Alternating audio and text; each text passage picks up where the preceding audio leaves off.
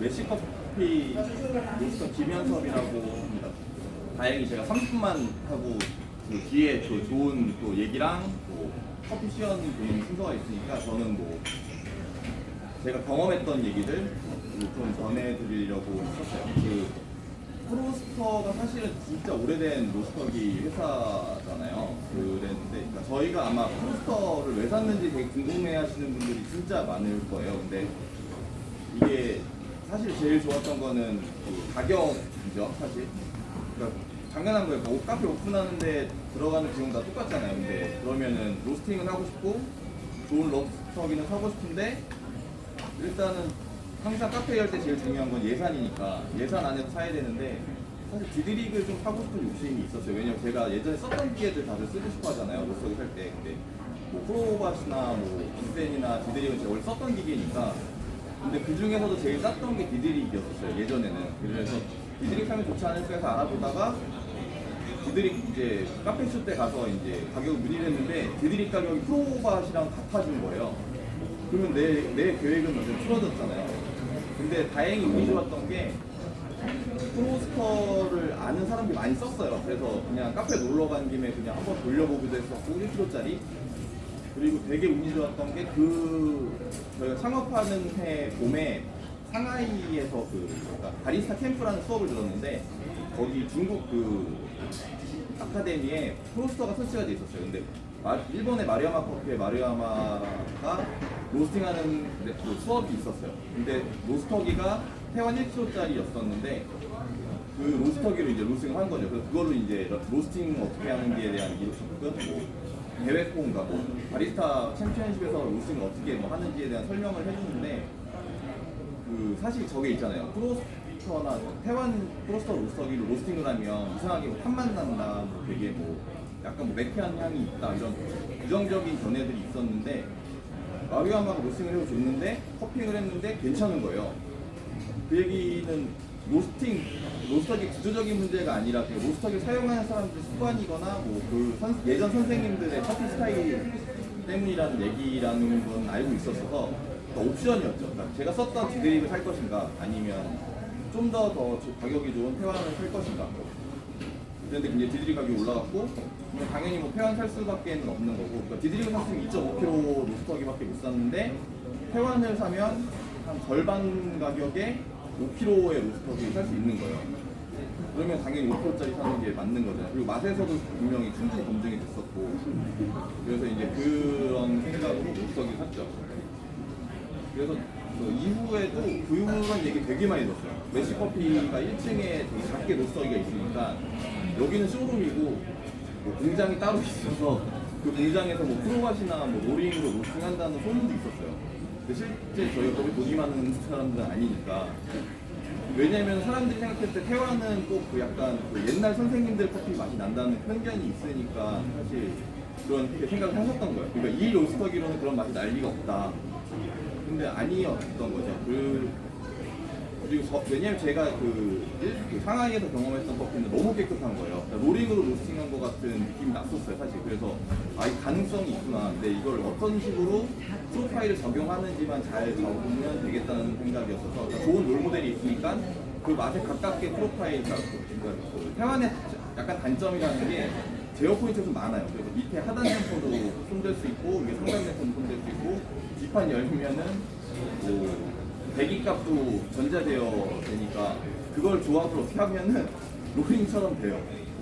그리고 조합을 바꾸다 보면 디드릭 같은 뉘앙스를 낼 수도 있어요. 이게 장점인데 그러니까 그냥 일반 유저한테는 어떻게 보면 단점일 수도 있어요. 그러니까 너무 열려 있는 거죠. 그래서 그게 이제 사실은 그러니까 그 태완 유저들이 고민을 하고 있는 거고 이거를 저희가 되게 한 4년 5년차 됐을 때 작년에 저랑 동업하는 김기훈 대표가 결혼을 하면서 포틀랜드에 신혼여행이 왔어요. 근데 포틀랜드가 그 태완 사용자가 생각보다 그 국내에 비해서 꽤 많은 편이래요. 한 8개 정도가 있는데 그 친구들이 약간 포틀랜드가 미국에서도 좀 힙스터의 동네이면서 어떻게 보면은 좀 커뮤니티가 되게 잘 되는 동네래요. 그래서 그런지 몰라도 뭔가 되게 커피 하는 사람들이 그 프로스터 사용자들끼리 약간 유저 그룹을 만든 거예요. 그래서 그러니까 당연히 저희도 외국에서 프로스터를 어떻게 쓰는지 궁금하니까 그 친구 신혼여행 3주 간 김에 다 가본 거예요. 가서 한국에서 나 프로스터 쓴다 뭐 얘기하고 뭐 라이트 로스팅 우리 하고 있고 스페셜 서비스 쓴다 그랬더니 되게 궁금해하고 막 프로파일 물어보는데 문제는 그 친구는 바리스타니까 뭐 로스터기 구조라든가 뭐 프로파일이라든가 이런 거 잘 할 수는 있지만 저처럼 정확하게 알지 못하니까 한국에서 그 형이 더 많이 알고 있는데 포틀랜드랑 나중에 교류했으면 좋겠다는 얘기 했대요. 그래서 그리고 나서 작년에 시애틀에서 SCA 커피 엑스포 있었는데 그때 메일이 온 거예요 저한테. 혹시 뭐 시애틀에 올 일이 있냐 와서 같이 얘기했으면 좋겠다 그랬는데 제가 그거 프로파일 얘기하고 그 미국 애들이랑 교류하러 시애틀을 갈 필요는 사실 없다고 생각을 해서 아 미안한데 진짜 시애틀까지 가기 힘들겠다 라고 얘기가 끝났었는데 올해도 근데 또 그 보스턴 쇼가 지난주였잖아요. 지지난주에 메일이 또 왔어요. 혹시 너 보스턴 오면 같이 만나서 얘기하고 오면 좋겠다. 근데 두 번이나 초청을 받으니까 왠지 가야 될 것 같은 마음이 좀 드는 거 있잖아요. 왜냐면은 그냥 한국 사람이 약간 정으로 하는 건데 사는 게 좀 강한데 외국인인데도 두 번이나 초청했다는 거는 뭔가 좀 재밌는 일이 일어나지 않을까? 그 미국에서 어떻게 로스팅을 하고 걔네들이 어떤 생각으로 프로스터나 이런 걸 왜 샀는지 일단 제일 궁금한 건 걔네가 그걸 왜 샀는지 궁금하잖아요. 왜냐면 뭐 프로밭이나 뭐 들이 훨씬 더 많이 깔려 있고 걔네 자체 뭐 샌프란시스코 사람들도 되게 많으니까 그 선택권이 그런 거를 들어보기 위해서 진짜 2주 전에 티켓을 끊었어요. 그 다행히 2주 전이었는데 보통 미국까지 가는데 한 100만 원 넘어가는데 85만 원밖에 안 하는 거예요. 그러니까 거기다 언제 또 그 엑스포 가보겠냐는 생각도 들었고 또 보스턴에는 조지아웰 커피라고 엄청 거성이 있잖아요. 근데 사실 보스턴 쇼가 아니면 조지아웰 커피를 갈 일이 평생 없을 것 같아서 그래가지고 이 기회에 한번 가보자라는 생각도 있었고 그리고 SCA 쇼에 렉처가 사실 있는데 그냥 수업하는 거예요. 근데 그 수업에서 이번에 브루잉에 대한 연구가 좀 발표되는 게 내용이 되게 좋았어요. 근데 그걸 되게 애매하게 광고를 했더라고요. 그래서 광고 25라는 그 회원들 SCA 멤버들이 보는 25라는 잡지가 있는데 결론을 되게 애매하게 끝냈어요. 뭐 클랩베드랑 손이랑 둘 다 다른데 명확하게 다른데 뭐가 좋은지는 너네가 선택하래. 근데 피터 줄리아노가 그 광고를 홍보하면서 답은 정해져 있대. 그러면 세미나 오면 답을 알려주겠다는 거잖아요. 아, 그럼 이런 적은 이유를 한번 가봐야겠다는 말을 들어서 포틀랜드 친구들 만나러 사실 간 거죠. 사실 구경해서 간 거죠. 포틀랜드 친구들을 만나러 갔는데 제가 영어를 엄청 잘하는 사람은 아니에요.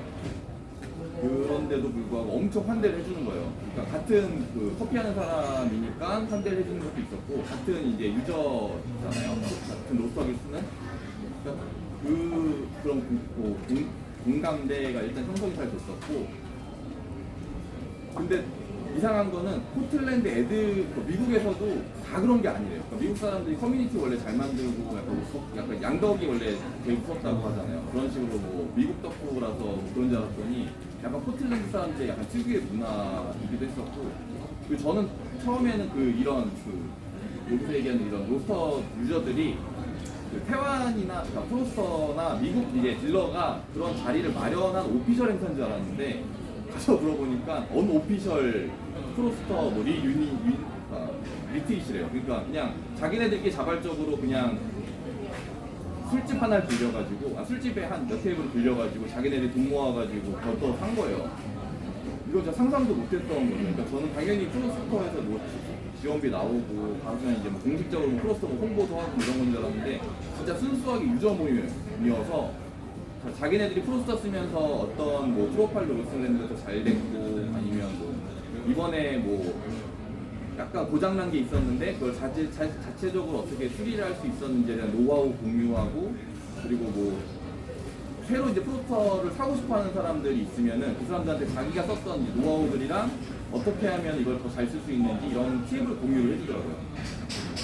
근데 사실 한국에서는 그런 게 좀 약하잖아요. 그러니까 프로스터 뿐만이 아니라 뭐 프로스팟 유저들도 마찬가지인데 로스터들은 다들 그냥 자기 로스터기에 대한 얘기만 하거나 아니면 뭐 이것에 이제 자기 직원들하고만 얘기를 하고 그 커뮤니티 자체가 되게 폐쇄적이고 프로파일이나 뭐 자기 노하우를 공개하는 되게 꺼려하는 편인데 이 친구들은 뭐 자기네 요번에 뭐 어떻게 개조를 했대 프로스터를. 그래서 뭐 이렇게 썼고 뭐 프로파일 이렇게 됐는데 뭐 몇 퍼센트 로스팅 로스 나오고 뭐 몇 분을 로스팅을 하고 뭐 화력을 어떻게 주고 이런 거를 그냥 얘기를 하는 거예요, 자연스럽게. 근데 어떻게 보면 그 사람들의 노하우잖아요. 심지어 포틀랜드가 생각보다 작대요. 저는 못 가봤는데 갔다 온 분들 얘기로는 약간 시골 같은 분위기여서 다 경쟁 업체란 말이에요. 7개가 경쟁 업체인데도 불구하고 서로의 노하우를 다 공유를 하는 거죠. 근데 따지고 보면은 그렇게 공유를 하는 게 결국에는 이득이라는 걸 그들이 알고 있는 거예요. 왜냐면은 한국에서 프로스터 로스터기 쓰는데 저는 되게 잘 쓰는 편이에요. 그래서 프로스터 안 쓴다고 소문이 났던 건데 저는 되게 정보가 되게 생각보다 분석을 많이 로스터기 구조에 대해서 분석을 많이 해봤고 뭐 프로밭이랑도 비교했을 때 뭐 장단점 뭐 이런 것도 알고 있는데 이거를 얘기할 수 있는 기회가 사실은 없죠. 그래서 아마 올해도 지금 이걸 시작으로 제가 알고 있는 노하우는 좀 많이 알려드리고 싶어하는 게 좀 생겼는데 그게 보스턴에 갔을 때 느꼈던 감정이었어요. 아, 외국 애들처럼 우리나라에서도 이런 커뮤니티가 만들어져서 정보를 같이 공유하면 되게 좋지 않을까라는 생각을 많이 갖게 됐어요. 오늘 그 이후에도 뭐 지금 브루잉 챔피언들이랑 나와서 그들의 노하우랑 이런 거 알려주잖아요. 근데 제가 그 커피를 하면서 멘토들이 몇 분 있는데 그 멘토들이 항상 했던 얘기가 자기가 알고 있는 거를 알려주는 걸 두려워하지 말라는 거였어요. 그래서 그냥 알고 있는 정보들을 최대한 많이 알려주면 결국에는 이게 다 돌아온대요. 그래서 그 스시장인 지로라는 지로 스시 엄청 유명한 스시장이 있잖아요. 그 미슐랭 3스타 받은 일본에 그 사람이 엄청난 노하우를 갖고 있는데 그 젊은 스시 셰프들이 놀러 와서 오면은 자기가 알고 있는 노하우를 그냥 다 알려준대요. 뭐 고재식 이런 거 유명한데 그런 거 없이 그냥 자기는 뭐 문어를 뭐 처리할 때 물을 어떻게 처리하고 이런 거 다 알려준대. 그러면 이제 자기는 나이가 들었기 때문에 뭐 새로 연구를 하거나 뭐 이런 이제 시즌을 지났는데 그런 젊은 친구들한테 자기 정보를 얘기해 주다 보면 오히려 그 젊은 친구들이 최신의 뭐 서양 요리에서 이런 걸 한답니다 선생님한테 오히려 알려주는 정보들이 있대요. 근데 그런 정보들을 오히려 더 자기가 더 배운 게 많다고 생각을 한대요. 그래서 그런 게 더 고마우니까 또 젊은 셰프들한테 더 많은 정보를 제공을 하고 그러면서 이제 더 그 일본 스시나 이런 거에 대한 전통도 있지만 앞으로 계속 시대가 바뀌고 있으니까 그런 게 반영이 되게 잘 되고 있다는 얘기가 있었는데 사실 우리나라가 취약한 게 사실은 공유 부분인 것 같기는 해요. 근데 지금 시대는 사실 공유가 굉장히 중요한 시대거든요. 그러니까 뭔가 정보가 비밀이나 이런 거를 갖고 있으면 그게 큰 무기가 될 것 같은데 실질적으로는 알고 있는 거를 많이 풀어주는 사람이 지금은 더 유리한 시대가 된 거죠. 그게 아마 오늘 자리에 가장 의의이기도 하고 제가 보스턴에서 가장 느꼈던 부분도 사실은 그런 부분이었어요. 혹시 태완 쓰시는 분 엄청 많으시구나. 제가 이렇게 태완 주제가 많은 데를 와본 적은 처음이에요. 쓰시면서 불편하신 분들이 있으신데 이건 따로 보여드려야 되겠나요? 저기 태완에서 되게 근데 이런 게 중요한 것 같아요. 그러니까 왜냐면 태완 어떻게 로스터를 만드는 회사잖아요. 근데 유저들 그러니까 여기는 그냥 기계를 만든 거고 그러니까 미국에도 똑같았어요. 얘네들이 기계를 만들었고 구매를 한 거는 그 기계를 구매한 거지 사용법은 사실은 로스터기에서 알려주는 건 아니니까. 근데 우리나라 사람들은 로스터기를 사면 그 사용법이랑 이런 거를 당연히 알려준다고 생각을 하잖아요. 근데 사실은 미국 뭐 기센이나 이런 거 사도 똑같이 안 알려줘요. 우리나라 기센 처음 들어왔을 때 제가 엘카페에 있을 때 기센을 샀거든요. 초반 타고 때는 한데 저희가 샀는데 설치만 놓고 갔어요. 알아서 쓰네. 그래서 그거 프로파일 잡는 데만 한 6개월 걸렸어요. 그거는 뭐 지금 프로세도 적용이 되는데 뒤에 이제 보면은 배기가 전자제어가 되죠. 38, 26 이런 식으로 조절제어가 되는데 그것도 똑같아요. 근데 오토 모드도 있고 엄청 복잡한데 그냥 설치만 하고 가는 거예요. 다 똑같은 거죠. 근데 왠지 프로스터만 안 해주는 것 같은 그런 느낌들이 좀 있었던 것 같아요. 그래서 저는 근데 다행히 그런 미리 샀던 로스터를 샀던 경험이 있었으니까 동일하다는 거. 근데 미국은 확실히 사이즈가 커서 다른지 그 이슈에 대한 얘기를 하더라고요. 그런 거 물어봐요. 갑자기 올해 프로스터를 쓰면서 너네 무슨 문제가 없었니? 저는 5년 동안 쓰면서 별 문제가 없었어요. 난 별 문제 없었다. 근데 왜냐면 저희는 생산량이 작으니까 망가질 일이 별로 없잖아요. 그래서 그때 프로스터에서 점검 적을 나왔는데 되게 멀쩡하다는 거예요. 원래 3년 정도 되면 부품을 몇 개 갈아야 되는데 부품을 안 갈아도 될 것 같대. 아, 저희가 생산량이 작아서 생각보다 기계가 멀쩡한가 봐요. 농담을 넘어가는데 미국은 생산량이 많으니까 이렇게 쿨링 챔버 돌아가는 게 멈춘다 갑자기. 그러니까 회전을 해야 되는데 돌지 않고 멈춘 현상이 있다. 그래서 그거를 이제 어떻게 해결을 해야 되냐 이런 얘기를 막 하더라고요. 근데 사실 저 비센 쓸 때도 똑같은 문제가 있어요. 근데 왜냐면 엘카페는 생산량이 많으니까 아지테이터를 돌리다 보면은 이게 나사가 풀어지잖아요. 이게 나사가 풀어지니 헛도는 거예요. 그러니까 분해가 또 그렇게 쓰면 되는 거고 AS에서 똑같은 문제인데 확실히 미국은 이제 사용량이 많으니까 그런 문제도 더 많이 생기는 것 같고. 재밌었던 거는 미국이 커피가 되게 다양했었거든요. 그러니까 북유럽 스타일의 완전 약배전 커피도 있었고 뭐 스타벅스나 피치커피 같은 엄청 강배전 커피들이 있었는데 요번에 미국 가서 느꼈던 거는 되게 비슷해졌어요. 이게 폭이 되게 좁아졌어요. 그래서 라이트 로스팅이라고 했는데 생각보다 좀 배전도가 있고 엄청 강배전일 것 같은 업체들이 생각보다 되게 밝은 산미를 갖고 있고 이게 어떻게 보면 프로파일이 전 세계적으로 뭐 인터넷상으로 많이 공유가 되잖아요. 그러면서 커피 맛이 되게 비슷해지는 현상이 좀 생긴 것 같고 장점은 덜 익은 커피도 없고 탄 커피도 없고 다 먹을 만한 커피인 거예요. 그러니까 이게 공유의 힘이 사실 그런 것 같아요. 그러니까 소비자들은 어쨌거나 맛있는 커피를 먹는 게 중요하니까 소비자들한테는 좋은 거죠. 그래서 이제 소비자들이 이제 그 안에서 이제 생두 선택에 의한 로스터들이 다 생두 선택하는 게 다르니까 그런 차이만으로도 이제 맛 차이가 엄청 많이 생기는 거죠, 사실은. 그러니까 뭐 그것만으로 충분히 되게 재미있는 이야기였고 그리고 프로파일 공개를 계속 하는 거예요.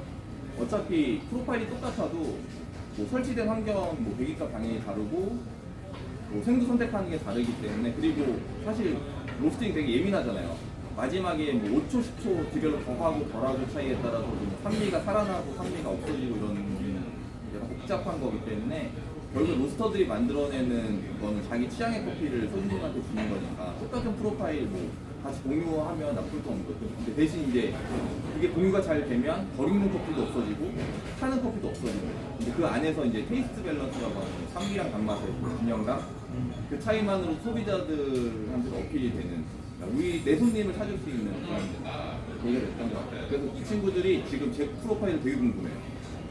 근데 우리나라에서도 저 프로파일을 되게 궁금해하는 분들이 많으실 텐데 미국에서 들었던 얘기가 14% 정도 로스팅 로스가 라이트 로스팅이고 15%뭐 미디움 로스팅, 뭐 16% 다크 로스팅으로 생각을 한대요. 근데 우리나라랑 생두 환경이 다르긴 해요. 왜냐면 미국은 그 훨씬 신선한 커피, 중미에서 바로 올라가면 3주 만에 올라오니까 수분 함량이 많은 커피를 사용하니까 로스팅 로스가 좀 더 많을 수 있긴 한데 저는 11% 정도 로스팅 로스거든요. 나중에 이게 되게 중요한 개념이에요. 로스팅을 하기 전에 생두를 재시고 배출된 생두 원두의 무게를 재면은 나머지 차이가 로스팅 로스라고 하는 퍼센트인데 이걸 통해서 사실 로스팅이 얼마나 일관적인지를 파악할 수 있고 내가 로스팅을 다크하게 했는지 연하게 약간 약하게 했는지도 알 수 있는 지표기도 하거든요. 그리고 뭐 아니면 이게 뭐 생두의 그 수분 측정기 이런 거 재는 게 좋은 게 생두의 수분 측정도 해보고 이게 일정하게 데이터들이 가야 사실은 더 완벽한 추출 환경이 되니까.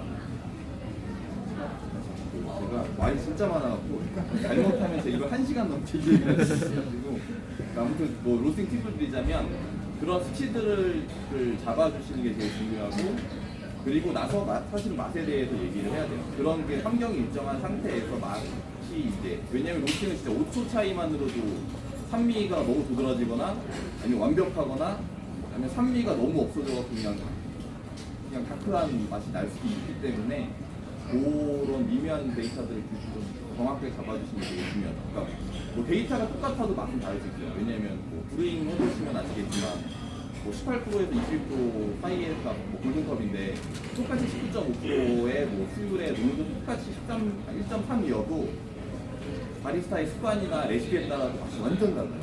똑같은 레시피를 내려도 사실은 맛이 달라질 수가 있는 게 커피니까. 그럼에도 불구하고 데이터가 중요한 이유는 데이터가 똑같은 맛이 비슷해질 확률이 생기기 때문에 데이터를 좀 중요하게 보는 거죠. 그래서 이 친구들이 제가 11%라고 얘기했을 때 자기네들이 뭐 수분 함량 12%인 생두를 쓰고 제 10%를 쓴다고 해도 2% 차이가 나잖아요. 이미 생두 수분 함량이. 그럼에도 불구하고 13%밖에는 안 되는 거면 얘네들이 생각할 때는 좀 언더 디벨롭인 거예요. 안 익은 커피일 텐데 너 그렇게 하면 너 오이 나오고 무슨 뭐 야채만 나오고 샐러리만 날 텐데 그런 얘기 나한테 하는 거야. 11%밖에 안 된다니까 로스 디벨롭이. 근데 저는 10.8% 나올 때도 있어요. 로스 디벨롭 로스가 그 얘기 해주면은 너 로스 못하는 거 아니야? 라는 말 못하죠. 왜냐면은 제 커피를 먹어본 건 아닌데 야 근데 내가 그렇게 된 커피를 소비자한테 어떻게 팔겠냐. 우리 3톤 정도 한 1년에 로스팅 한다. 그러면은 그치 1년에 3톤을 판매할 정도면은 어쨌거나 잘 팔리는 꽤 팔리는 업체인데 잘 익었겠지. 근데 어떻게 11%밖에 안 되지? 그리고 초청을 받았어요. 사실 내년에도 내년 SCA 엑스포가 포틀랜드에서 하거든요. 그때 포틀랜드에 오래. 그래서 자기 가게에 와서 같이 로스팅 좀 해보자. 너 로스팅 어떻게 하는지 궁금하다. 그래서 너가 한국에 오면은 더 좋을 텐데라고 얘기했지만 미국 애들은 세계 중심이라서 절대 오지 않아. 무조건 포틀랜드에 오래. 대신 포틀랜드가 밥 사준대요. 밥사 얻어 먹으러 또 한 90만 원 정도 드리고 숙박비 또한 하루에 미국 숙박비 비싸더라고요. 20만 원 하루에. 나 이제 보스턴 이번에 한 80만 원까지 들어갔어요.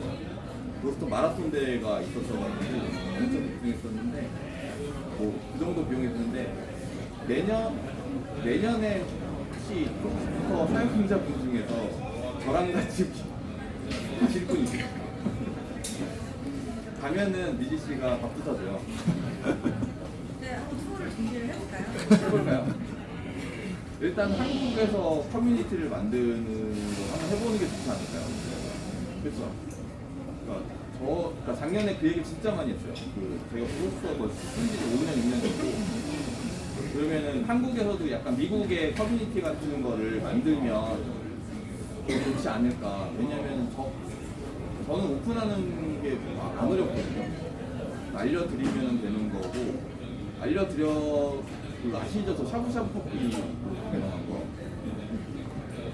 예, 샤브샤브 커피라고 해서 거의 생두가 익었는지 안 익었는지 모르는 어디다 빼는 그런 커피로 유명해서 어차피 제가 알려드려도 이걸 내가 할 필요는 없겠구나라고 생각하실 수도 있어요. 그러니까 그런 느낌이기 때문에 언제든지 지금도 근데 사실 그래요. 제가 월요일부터 금요일까지 매장에 있는데 한가한 시간에 오셔서 저한테 뭐 로스팅에 대한 거, 뭐 태완 어떻게 쓰면 되는지 물어보시면 원래 다 알려드려요. 그러니까 저한테 오셔서 물어보셔도 되고, 뭐 미지 씨가 앞으로 이런 모임을 갖게 된다거나 아니면 로스터 사용자 그룹을 따로 뭐 만들면은 더 좋을 것 같긴 한데 미국처럼 한국은 좀 그래요. 그러니까 미국 애들처럼 제가 자발적으로 해가지고 하기는 사실 어려운 것 같긴 해요. 그렇지만 뭐 태완님은 약간 도움을 받아서 왜냐면 저 연락 포인트들이 없는데 미지 받고 있으니까 그런 거 이용해서 뭔가 모임을 만들어서 공유를 하면 더 좋지 않을까. 그러니까 그러면은 뭔가 어려움을 갖고 계신 분들은 도움을 드릴 수 있지 않을까. 저는 어려움이 이제 없거든요. 거의 뭐 이제 태완은 거의 넣고 빼는 수준이에요. 넣고 5분 만에 그러니까 그런 노하우들을 최대한 공유할 수 있고 근데 얘기하다가 로스팅 하시는 프로파일들에서 제가 또 아이디어를 얻을 수 있어요. 요번에 미국 갔다 와서 미국식 라이트 로스팅이라고 저는 생각을 하거든요. 왜냐면 북유럽 라이트 로스팅 스타일이 있고 미국 라이트 로스팅이 있는데 미국에 갔다 왔더니 미국 라이트 로스팅은 이거구나 해서 한번 해봤어요. 우리나라 돌아와서. 그래서 아예 팀앤델보 스타일의 라이트 로스팅 한 배치, 미국 스타일 라이트 로스팅 한 배치를 해서 뭐 컬러 트랙 해가지고 그 색소개까지 다 맞춰가지고 했었는데 진짜 그때 미국 맛이 나고 그 신기하게 진짜 데이터를 맞추니까 미국 맛이 나요. 미국에서 먹을 수 있는 커피 맛이 나요. 그러니까 그런 것처럼 또 로스터를 사용하시는 분들이 저한테 얘기를 해주시거나 통을 갖고 오시면은 제가 거기서 아이디어를 또 얻을 수 있고 그러니까 서로 좋아지는 거가 되겠죠.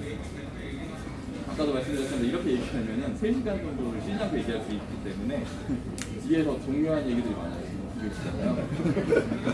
이분들이 얘기해 주시는 얘기들을 그때 하면서 저는 여기까지만 하고 다음에 로스터 커뮤니티로 한번 만들어 주시면 같이 얘기해 주면 좋겠어요. 그런 분이만. 미국 맛이 어떤 건지. 미국 맛이요?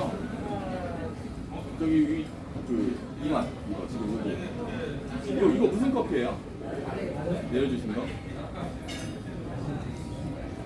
모르죠? 다 다르죠? 지금 아까 그게 약간 미국 스타일의 약간 스모키한 느낌이 있으면서 산미도 좀 있고 근데 좀 깔끔하고 옛날엔 이러고 덜 익었어요. 근데 지금은 이게 이거예요. 드릴 거는 그 부지코토와 에티오피아 부지코토와. 근데 진짜 미국 커피가 옛날에 진짜 덜 익어서 사람들 난리 났었고 그런 얘기하면 안 되는데 그랬었어요 진짜로.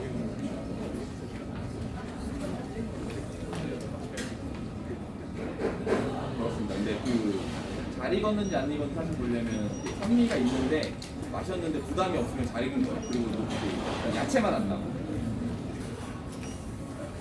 미국 커피 맛이 약간 궁금하시다 그러면 저희가 이번에 그 미국 외 소비자분들 만나고 왔어요. 제가 오늘 커피 좀 주셔서 받아갖고 왔는데 궁금하시면 제가 한번 이따가 또 시음하실 텐데 그럼 이제 박수 부탁드립니다.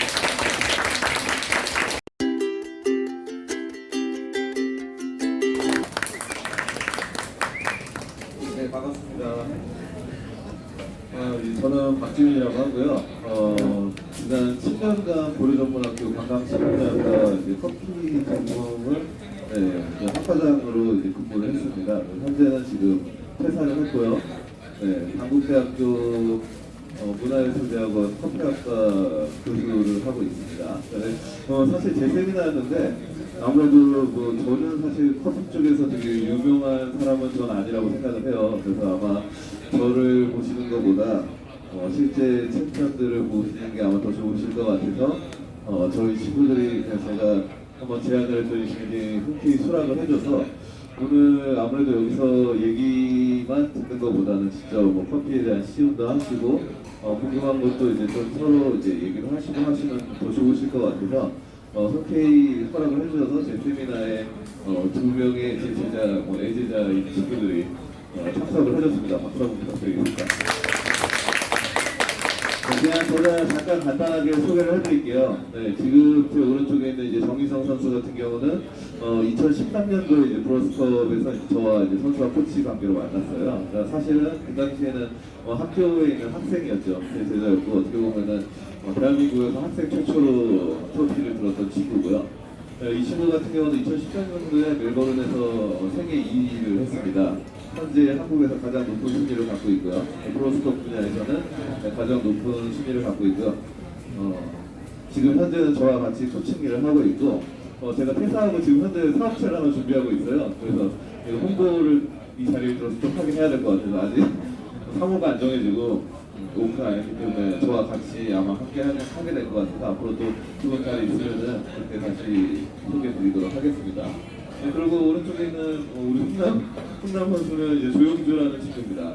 현재 이제 풀퍼 커피에서 팀장으로 근무를 하고 있고요. 이번에 2019년도에 브로스컵 한국 국가대표 선발전에서 아쉽게 2위를 했습니다. 그래서 오늘 세미나 내용을 아마 같이 진행을 해줄 거고요. 순서는 이렇게 될 거예요. 아마 제가 전체적인 좀 아웃라인을 좀 진행을 할 거고요. 그리고 이제 정희성 선수가 사실 지금 커피 관련해서 지금 박사학위 재학 중에 있어요. 그래서 아무래도 좀 조금 어려운 내용이지만 GC라는 기계, 한계를 분석하는 GC라는 기계랑 주요 화학 성분을 분석하는 HPLC라는 기계에 대해서 조금 설명을 드릴 거고요. 네, 너무 딱딱하게 하지 말라 그래서 되게 마음 편하게 왔는데 다들 노트랑 펜을 들고 있더라고요. 네, 그걸 또 좋다고 얘기를 들어서 저희 같은 경우는 완전 놀GC 하라고 얘기를 해갖고 좀 생각과 많이 다른데 아마 조금 많이 얻어 가셨으면 좋겠습니다. 저도 제가 생각하는 지금 현재 커피 시장이나 아니면 제가 생각하는 대회에 대해서 말씀을 드리겠습니다. 그래서 일단은 뭐 정기성 선수 같은 경우는 음료 서비스라고 해서 이제 좀 이따 설명을 드릴 텐데요. 그냥 브루잉에 관한 거와 주요 화학 성분을 하는 분석기기에 대해서 잠깐 설명을 드릴 거고요. 조영준 선수 같은 경우는 오픈 서비스를 준비를 할 거예요. 오픈 서비스 같은 경우는 사실 지금 저희가 대회 때 사용했던 이 기구 같은 경우는 시중에서 판매를 하지는 않는 커피고요. 실제로 대회 때 사용했던 커피를 준비를 했습니다. 그래서 아마 시음을 하신다면 그냥 뭐 아까 전에 제 대표님께서 멕시코비 대표님께서 라이트 로스트 저희는 거진 레어급이라고 보시면 돼요. 네, 저희는 완전 날거를 많이 서로를 해서 거진 회 정도 될 거예요. 그래서 아마 한번 테스팅을 진짜 해보시고 저 대회에서는 이런 커피를 쓰는구나 라고 생각을 해주시면 될 것 같습니다. 그리고 아마 가장 대회를 겪은 지 얼마 안 돼가지고 겪으면서 느꼈던 여러 가지들에 대해서도 좀 얘기를 드릴 거예요. 그래서 혹시나 여기 계시는 분들 중에서 나는 대회 좀 궁금한 점이 있다 그러면은 질문을 많이 해주시면 되겠습니다. 네, 준비를 상당히 많이 했거든요, 사실. 제가 요즘 준비하고 있는 사업체도 있고, 뭐도 있고, 너무 할 일이 많아서 사실 제가 프린트로 한 4장을 빽빽히 채워왔는데, 너무 제 시간을 좀 줄여서 더 구현하도록 하겠습니다. 넘기죠. 네, 일단 제가 이거 프로필인데요. 그냥 사실 대회에서 이런저런 코칭을 진행을 했었고요. 지금 현재 하나보면 한국커피협회에서도 출제검정위원회 팀장을 하고 있고 커피 관련해서는 석박사 학위를 갖고 있습니다. 넘기죠. 그냥 브로스컵에 대해서 간단하게 설명을 드릴게요. 네, 지금 브로스컵이라는 아무래도 대회라는 거에 대해서 아시는 분들도 있을 거고 모르시는 분들도 있을 것 같아서 그냥 대회란 이런 거다 라는 걸 조금 간단하게 설명을 드릴게요. 혹시 모르시는 분이 있나요? 대회 다니서? 알면 넘기게요. 없죠?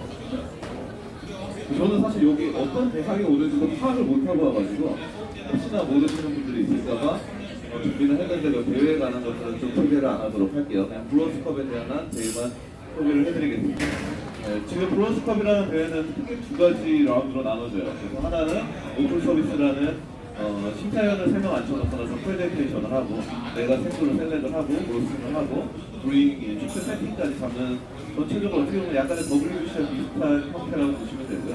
네, 그냥 기계의 힘을 빌리지 않고 사람의 힘으로 추출을 하는 대회를 이제 오픈 서비스라고 얘기를 합니다.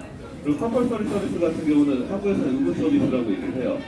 네, 이 응급 서비스 같은 경우는 선수들에게 동일한 커피와 동일한 그라인더와 동일한 물과 동일한 컵을 줘요. 그러니까 어떻게 보면은 선수들끼리 브루잉만으로 경쟁을 해서 거기에서 이제 순위를 나누게 되는 그런 라운드 중에 하나입니다. 그래서 지금 한국에서는 오픈 서비스를 예선전에 사용을 하고 있고요. 그리고 컴펄서리 서비스를 본선에서 오픈 서비스와 함께 진행을 합니다. 그리고 파이널 라운드 같은 경우는 컴펄서리 서비스 같은 경우 점수가 그냥 그대로 올라가게 되고요. 네, 거기다가 이제 오픈 서비스 시연을 한 번 더 해서 플러스 점수로 이제 순위를 나누게 되는 그런 경기입니다. 네, 이거는 어떻게 보면 제가 지금까지 한국 이 대회를 제가 지금 현재 8회가 열렸나? 9회가 열렸나요? 한 9회 정도가 열렸을 거예요. 근데 저희가 이 중에서 한 6회 정도를 나갔어요. 그래서 3번의 트로피를 들었고요. 한 번은 5등, 6등이 나왔었고요. 한 번은 파이널에 1등으로 올라갔는데 그때 당시에는 응원 서비스가 1초만 초과해도 실격사유에 해당이 됐어요. 그래서 파이널에 1등으로 올라갔는데 실격을 했어요.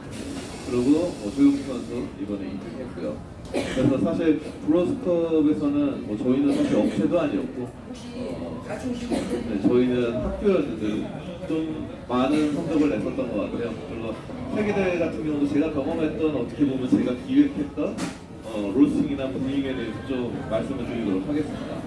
일단 제가 말하면 넘겨줘요. 제가 이 부분은 좀 여기 계신 분들한테 좀 얘기를 듣고 서로 어떻게 보면 약간의 소통을 하고 싶은 부분이 있어서 좀 글로 정리를 했는데 이거는 제가 좀 보면서 같이 얘기를 한번 나눠볼게요.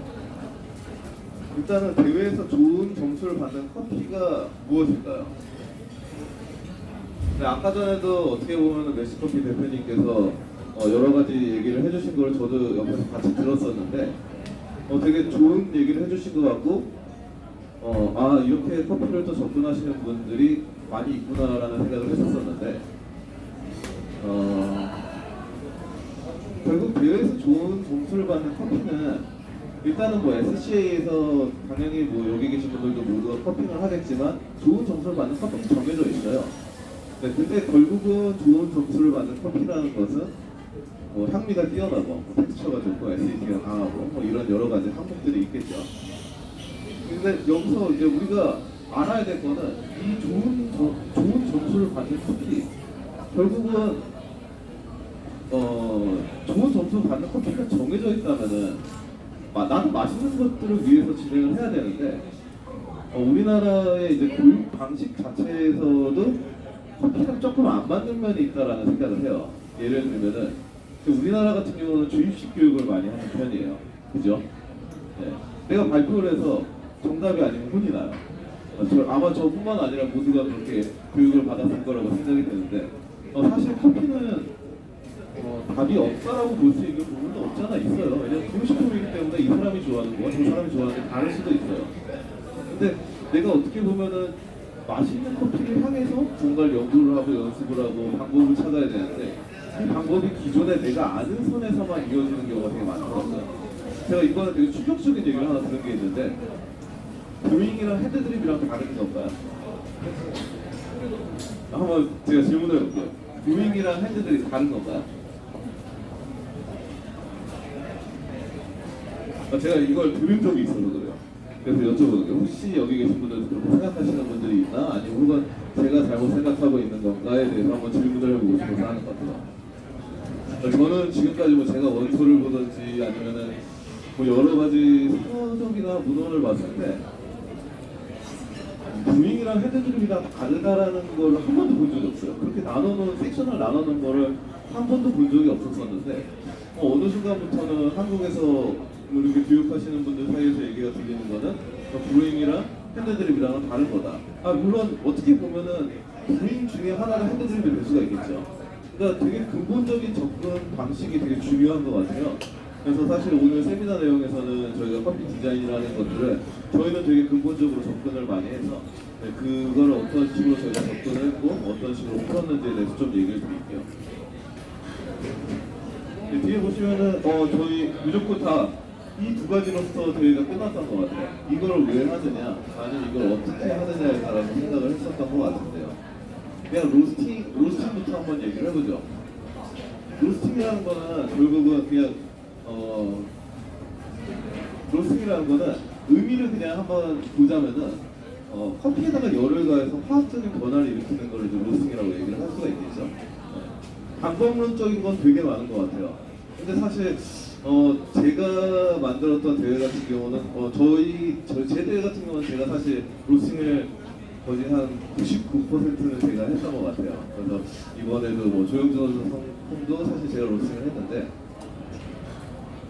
저는 방법론적인 거를 고집하지는 않았던 것 같아요. 오히려 결과물을 보고 접근을 했던 것 같은데 결과물이 뭐 제가 어떤 방법을 쓰더라도 결과물이 좋지 않다면은 저는 그거는 올바른 로스팅이라고 생각을 안 해요. 근데 아마 여기 계신 분들도 참 많은 커피를 직접 로스팅을 해보셨을 거고 아마 뭐 추출도 굉장히 많이 해보셨을 거라는 생각이 드는데 기존에 만들어진 방법만으로는 새로운 것들을 나타낼 수가 없었었고요. 아니면 기존에 만들어진 방법만으로는 이거 브루잉 대회에서 스페셜티를 나타낼 수가 없었었어요. 네, 그래서 아마 아까 전에 얘기를 하셨었는데 라이트 로스팅을 진행하셨다고 샤브샤브 커피를 얘기하셨다 그러는데 저희는 거지는 폐수준이라고 얘기를 했는데 오늘 아마 커피를 한번 드셔보시면 알 거예요. 그냥 이게 책에 나온 게 다 정답은 아니더라고요. 네. 그러니까 뭐 제가 저는 사실 아까 전에도 로스팅 방법에 관한 것들 여러 가지를 얘기를 했었었는데 로스터가 잘못하는 거라고 저는 생각 안 해요. 네, 무조건 결과물이 잘못 나왔다. 이거는 사람이 잘못한 거지. 이건 로스터가 무슨 잘못이 있겠어요, 그죠? 제가 오늘 이 자리에 초청받은 이유에 대해서 한번 잠깐 얘기를 드릴게요. 제가 잠깐 얘기를 안 하고 넘어갔는데 제가 여태까지 3번의 트로피를 들었었고요. 3번의 세계대회를 출전했어요. 그래서 2등, 17등, 7등을 하고 왔어요. 근데 제가 여태까지 사용했던 로스터는 태환이 1kg짜리 로스터였어요. 네. 근데 이게 농담, 제가 여기 이 자리에 있어서 얘기를 한 게 아니고 제가 진짜 태환 1kg짜리 로스터로 저는 로스팅을 했어요. 근데 좋은 로스터라는 게 뭘까라는 생각도 해봤었고 저도 프로바티는 알고 저도 기세는 알고요. 저도 이 바닥에서 워낙 저도 좀 오래 있었던 사람 중에 하나라서 참 많은 로스터들을 사용을 해봤는데 그냥 저는 개인적으로 그냥 제가 정의를 내리자면은 저는 좋은 로스터라는 건 제가 사용하기 가장 편한 로스터라고 생각을 해요. 제가 이 커피에서 어떤 향미를 발현할 수 있고 이게 조절이 좀 쉽던지 아니면 제가 잘 나타낼 수 있는 내가 가장 자신 있는 혹은 나한테 가장 익숙한 그런 로스터가 가장 좋은 로스터가 아닌가라는 생각도 들고요. 저는 사실 열풍 로스터를 쓰고 싶어서 16년도에 저희가 우승을 했을 때는 모 회사에서 열풍 로스터를 저희 학교에서 설치를 해줬어요.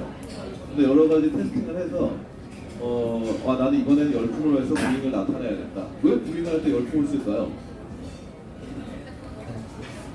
이런 딱딱한 분위기 하면 안 되죠. 네, 일단은 뭐 팽창도가 좋고 추출할 수 있는 훨씬 더 용이한 조건도 되고 더 단시간 로스팅을 할 수가 있잖아요. 그럼 또 단시간 로스팅을 한다 그러면 우리는 뭐 스위미스랑 SET랑 아로마를 잡을 수 있는 부분이 되겠죠.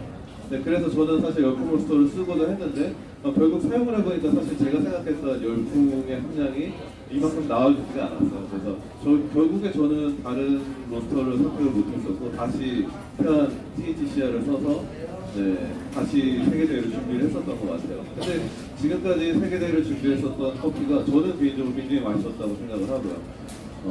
뭐 그런 커피를 준비해서 여기 계신 분들도 같이 드셔봤으면 좋았을 텐데 저는 대회할 때 항상 그 생각을 하거든요. 그냥 제가 진짜 맛있는 커피로 나가야지 이제 심사위원들도 좋아하는 거고 제가 맛없는 커피를 하면은 그 사람들도 당연히 점수가 낮아질 거라는 생각을 해요. 그래서 저는 지금까지 모든 대회를 다 THCR 공이 1kg짜리 있죠. 1kg짜리 태환 로스터를 써서 모든 대회를 했었습니다. 근데 가장 기본은 이거였던 것 같아요. 그냥 열을 가하면서 화학적인 변화를 일으키는 게 저한테 가장 기본이었던 것 같아요. 근데 그 다음 기본을 또 준비를 해봤는데 그냥 이 단계 있잖아요. 이 단계에서 접근을 해야 되는데 제가 태환 로스터에 대해서 가장 많이 질문을 들었던 건 그거였던 것 같아요. 로스팅할 때 윗템포를 써야 돼, 아랫템포를 써야 돼. 그죠?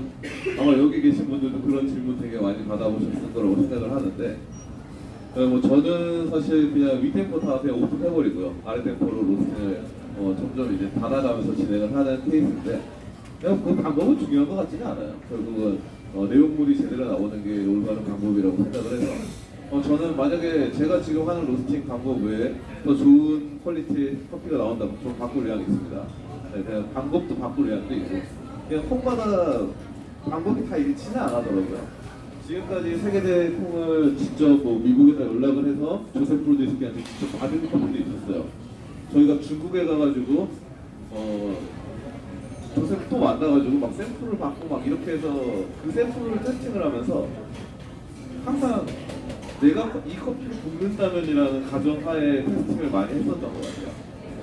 여기 아마 뭐 대표님도 계시는데 나중에 뒤에 또 내용이 나오는데 저희가 생존 구하는 데가 항상 가장 어렵더라고요. 모든 아마 선수들이 다들 생각하시는 부분일 텐데 생존 구하는 게 너무 어려운데 18년도에 저희가 또 트로피를 들었었죠. 그때 당시에 사용했던 게 엘살바도르 산타로사 허니 프로세싱을 사용을 했었어요. COE 1이죠.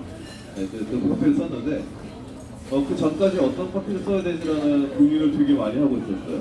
근데 어떤 친구한테 저희가 학생들이 여러 명이 있다 보니까 그때 에어로프레스 고브링을 사갖고 오라고 어떤 친구를 보냈어요. 근데 그 친구가 고브링을 사는데 메시 커피의 엘살바도르 1위가 있다 그러더라고요. 그 얘기를 그래서 전달을 들었어요. 그래서 저희가 그날 바로 정희성 교수랑 저랑 같이 출발을 해서 커피를 한 잔 사 먹었어요.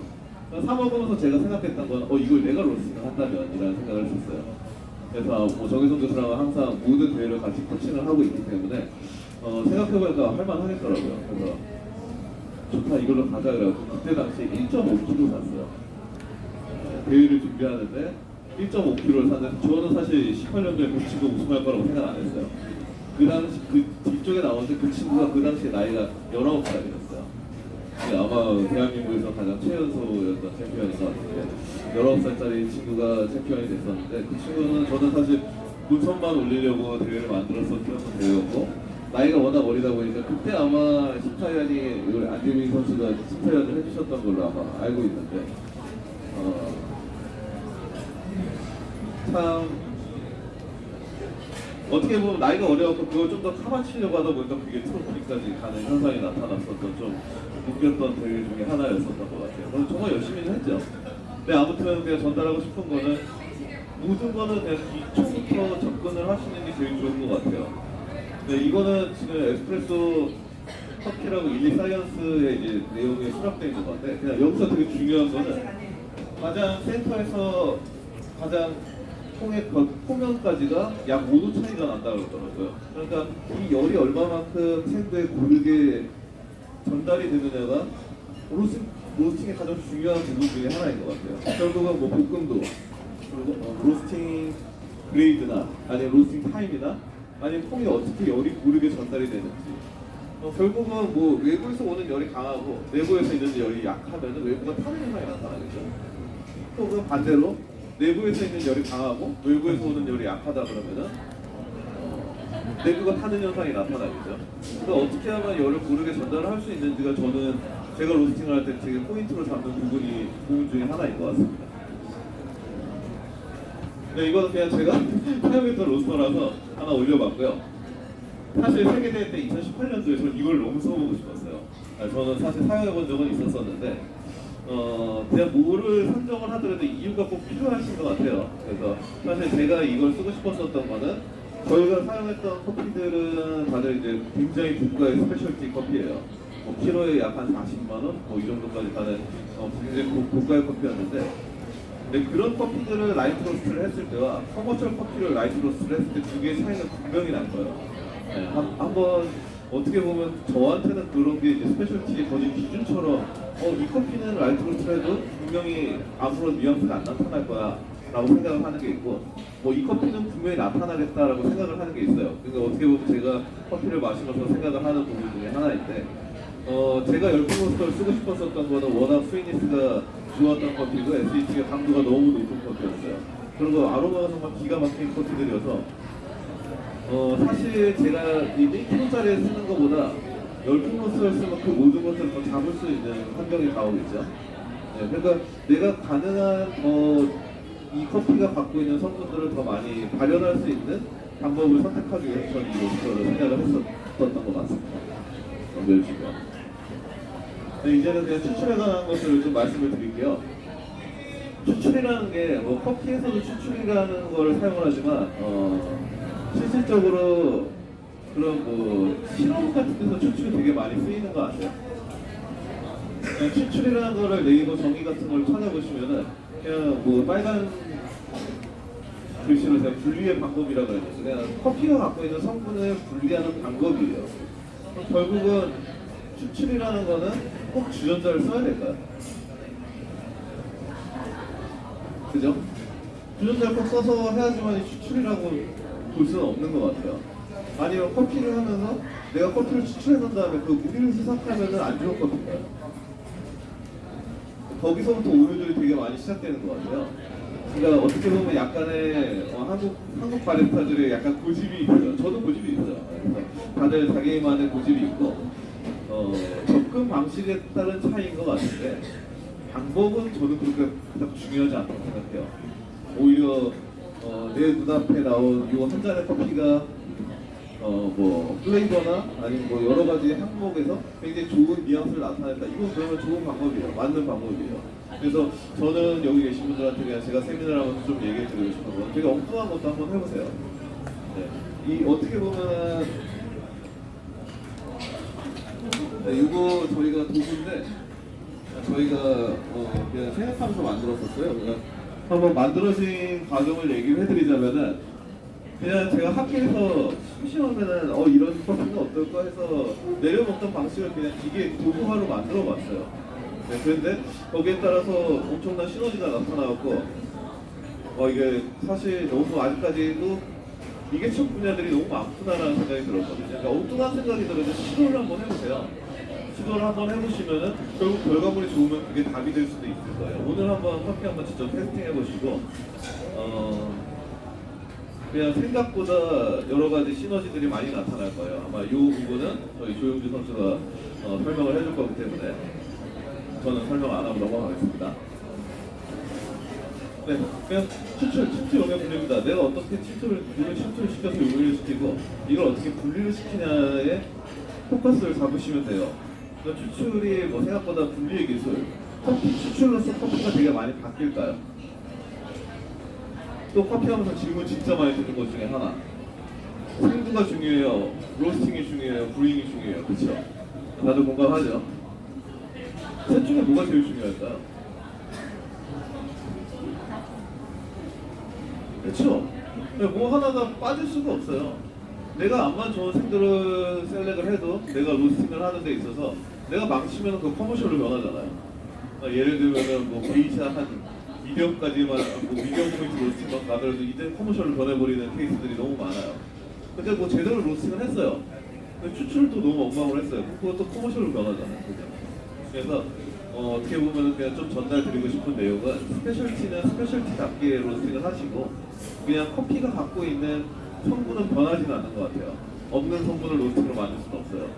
없는 성분을 추출로 발현할 수는 없어요. 그렇기 때문에 그냥 내가 이 생두에 대한 파악이 되게 중요하신 것 같아요. 이 생두에서 어떤 좋은 성분들을 캐치를 하신 다음에 그 성분을 살리는 로스팅을 하세요. 그리고 그 성분을 살리는 브루잉을 하시면은 분명히 좋은 커피들 다들 접하실 수 있을 겁니다. 네, 이거 서두가 너무 길었는데요. 지금부터는 저희가 대회 준비했었던 혹은 기획했었던 것들에 대해서 잠깐 말씀드릴게요. 지금 이 대회는 호주의 멜버른에서 열렸고요. 네, 지금 참석해주신 정희성 선수의 시연입니다. 네, 이 당시에는 국내에서 나이트 플러스 게이션 준비잇을 썼고요. 세계 대회에서는 나이트 플러스 게이션 로터스를 썼었어요. 네, 국내 대회에서는 무난히 우승을 했었고요. 세계 대회에서는 조금 좀 위트 있고 좀 유머러스한 것들을 좀 많이 넣으면서요. 이 당시에 저희가 사실 이 시연이 제가 제일 많이 신경 써서 만들었던 시연이었던 것 같아요. 이 시연 같은 경우는 저희가 일반 게이샤를 하나 잡아놓고 지금 나이트 플러스 로터스 하나를 잡아놨어요. 그래서 두 가지의 웬만해서 컨디션을 좀 비슷하게 한다고 했는데 다르겠죠. 차라리 한 거니까. 그래서 동일한 조건을 로스팅을 해놓은 다음에 이거를 HPLC를 사용해서 뭐 트리고널린, 클로로계산, 카페인, 유기산, 그리고 뭐 AA까지 써서 아미노산도 분석했고요. 또 가스크로마토그래피를 써서 그 향기 분석기까지 다 돌렸어요. 그래서 일반 이런 게이샤보다 또 이런 게이샤보다도 더 좋은 성분들을 갖고 있고 이러해서 비터가 없고 뭐 이렇게 해서 스위니스가 강하다라는 거를 아이패드를 통해서 시연에다가 넣어놨었던 것 같아요. 그러고 나서 17년도에 데이레리스가 GC를 사용해서 우승을 했더라고요. 근데 이거는 저희는 16년도에 있었어요. 많이 먼저 썼죠. 근데 2위밖에 안 돼가지고 좀 아쉬운데 이 당시 이 이후에 저희가 2트라우마가 생겨갖고 2위를 선택하고요. 차라리 3위를 하라고 얘기를 하셨고 이 당시에는 뭐 에스프로프레스를 썼었고 이 당시에는 이게 처음 나왔었을 때예요. 그래서 이걸 써서 추출했는데 커피는 상당히 좋았는데 미분이 많이 나와서 융으로 거르는 그런 시연을 만들었었던 것 같아요. 그 당시에 워낙 정말 비하인드 스토리를 얘기해드리자면은 제가 지금까지 트레이닝 시켰던 친구들 중에서 가장 엄청난 놈은 정인성 교수였던 것 같고요. 그리고 제가 지금까지 트레이닝을 하면서 가장 재밌게 했었고 가장 팀워크가 좋았었던 대회가 아니었나라는 생각을 해요. 한 번도 좀 저희 서로 남자라서 낯간지러워서 얘기를 안 했는데 아직까지도 믿고 따라주는 정수가 참 고맙다고 생각을 하고 있고요. 한번 나중에 유튜브 같은 데도 올라와 있으니까 봐보세요. 네, 그래서 이때 이 당시에 시연 취급은 조금 획기적이지 않았나. 그냥 한 가지 더 팁을 드릴게요. 남들이 썼던 거 써서 우승 못합니다. 네. 결국은 이게 WBC에서 썼던 것들을 갖다 쓰던지 이런 것도 사실 우승하기 좀 어려워요. 웬만해서는 나만의 것들이나 새로운 것들을 시도하시는 게 굉장히 좀 대회를 만드실 때는 도움이 많이 되실 거라고 생각을 합니다. 그러니까 지금 이거는 이제 정희성 선수의 시트지인데요. 그냥 함께 그냥 감상을 할게요. 영어로 너무 많이 써 있어서 하나하나 그냥 잘 안 보이실 테지만 그냥 한번 보시고요. 천천히 넘겨주세요. 이 당시에 정희성 선수 같은 경우는 의무 서비스의 압도적인 점수 차이로 1등을 했었어요. 세계대회에서. 그래서 저는 뭐 이러다가 이 친구가 1등을 하는 거 아닌가라는 좀 불안감이 있었었는데 다행히 2등으로 끝났습니다. 이 당시에 만약에 지금은 의무 서비스를 파이널에 올라가지만 이 당시에는 의무 서비스가 그냥 본선에서 예선에서 끝나버렸어요. 그냥 파이널에는 오픈 서비스만 가지고 채점을 했었는데 만약에 이 당시에 의무 서비스가 올라갔으면은 지금 1등을 했었을 수도 있을 정도로 점수가 너무 압도적이어서 그때 FC 관계자분이 저한테 오시더니 도대체 브링을 어떻게 한 거냐라고 얘기를 하더라고요. 근데 그냥 열심히 했습니다.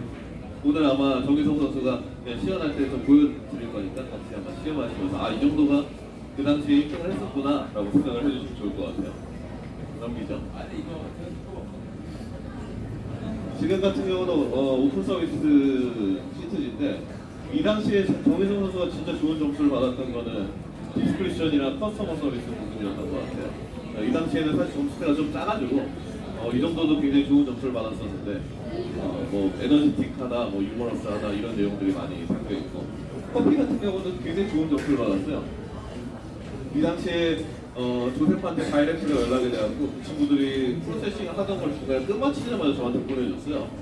이때 나이트 플러스 로터스라는 커피를 처음 봤는데 항공으로 커피를 처음 받아봤어요.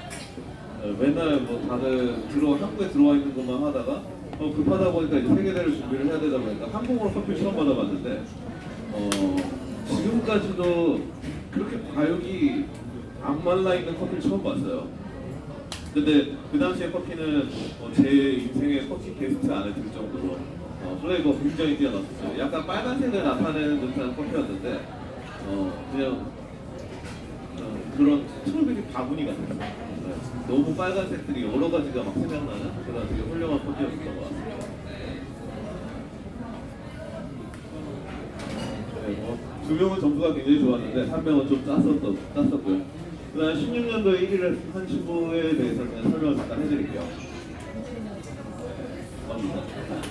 네, 이 당시에는 저희가 국내에서 내추럴 게이샤를 구하는데 내추럴 게이샤들이 별로 없는 거예요. 그래서 이 내추럴 게이샤를 어떻게 구할 수가 있을까 생각을 했는데 들어온 내추럴 게이샤를 테스팅을 해봐도 사실상 그 플레이버는 저한테는 마음에 들 수가 없었던 커피였던 것 같아요. 그래서 그냥 내추럴 게이샤를 브이으로 만들자라는 생각으로 접근을 했었어요. 이 당시에는 저희가 예선 1등, 파이널 1등, 예선, 본선, 파이널까지 다 1등, 1등, 1등으로 끝났었던 대회였고요. 그냥 추출로서 서로 다른 추출로 해갖고 로스 포인트를 맞춰갖고 거기에 맞는 브링을 해서 그냥 추출을 해놓은 상태에서 액상으로 블렌딩을 시켜버렸던 케이스였어요. 그래서 정말 내추럴에 워시드를 썼음에도 불구하고 보시면은 워시드를 2개 쓰고 내추럴 하나 썼어요. 근데 굉장한 내추럴 커피 같은 커피를 발현을 했었던 것 같습니다. 해외에서는 뭐 나이트 플러스 메이커 시리즈를 썼고요. 이거 같은 경우 이 친구가 이제 현재 저랑은 같이 커피를 안 하기 때문에 그냥 초상권이라는 게 있어요. 사실 이 대회는 제가 만든 거기 때문에 그냥 이렇게 표시를 했으니까 양해 좀 부탁드리겠습니다. 오른쪽에 있는 게 제가 만들었던 그 추출 도구였고요.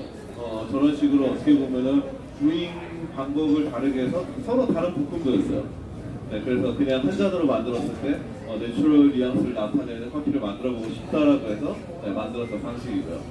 세계대회 같은 경우도 좀 비슷하게 했는데 사실 세계대회 같은 경우는 중간중간에 좀 문제가 많았었고 대회 성적은 17등으로 좀 저조한 성적으로 끝났지만 여기도 시트지가 남겨 있는데 오픈 서비스에서는 점수가 상당히 좋았어요. 근데 세계대회에서 오픈 서비스를 좀 저희가 못해서 점수는 17등으로 끝났습니다. 이 당시에는 아일랜드 더블린에서 대회를 열었었고요.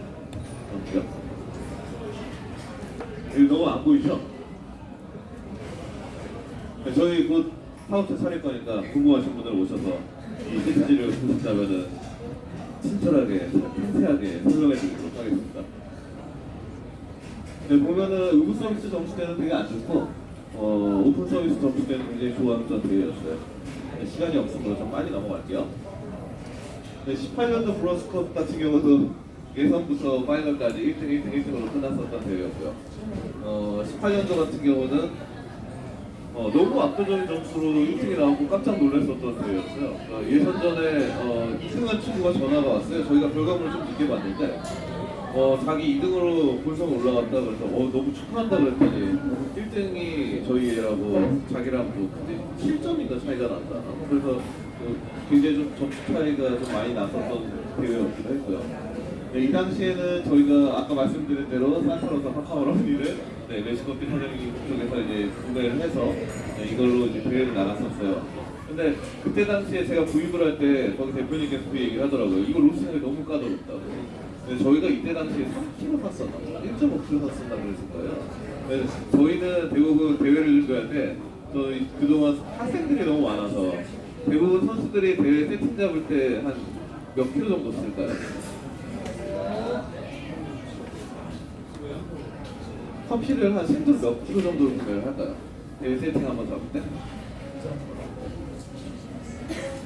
한 30kg에서 많은 건 한국배가 아니면 300 정도를 산다 그러더라고요. 근데 저희는 사실 좀 가난한 집단이어서 학생들은 가난하잖아요. 그래서 가난한 집단이어서 저희는 모든 대회 5kg로 다 끝냈었어요. 네, 세계대회 5kg 끝내고요. 이번에 김수민 선수 같은 경우는 가난한 집단이라서 네, 국내 대회는 3kg, 세계대회도 3.5kg까지 끝냈던 것 같아요. 그래서 어떤 친구들은 대회하면서 너무 많은 일들이 있었어요.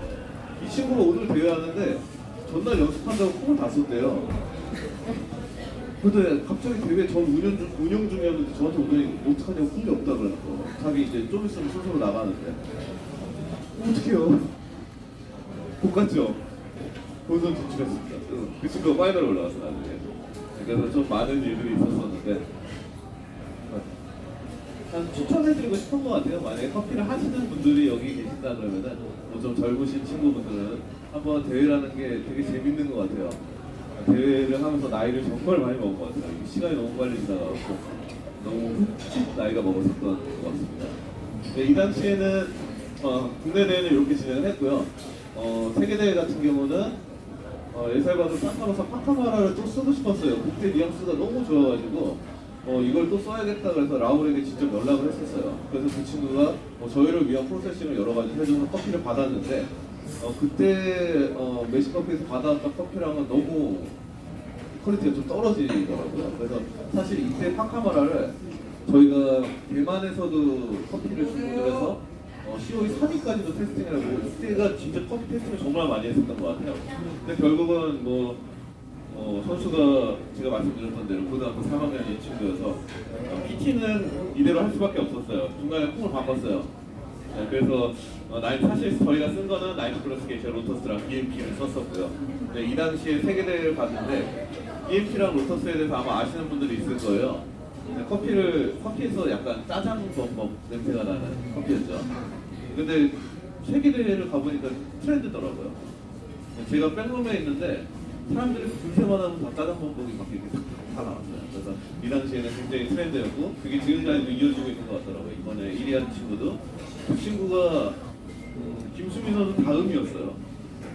김수민 선수가 이 대회 때 넘겨주세요. 이 대회 때 7위를 했었는데 지금 보이실지 모르겠지만 0.12포인트 차이로 7위를 했어요. 사실 이것만 냈으면 이제 파이널에 올라가는데 워낙 실수를 많이 했어요 대회 때. 그래서 등수는 좀 이렇게 아쉽게 나왔었는데 이 당시에 플러스가 정말 브루잉 대회에서 많이 대세를 차지하고 있구나라는 것도 많이 경험을 했었고요.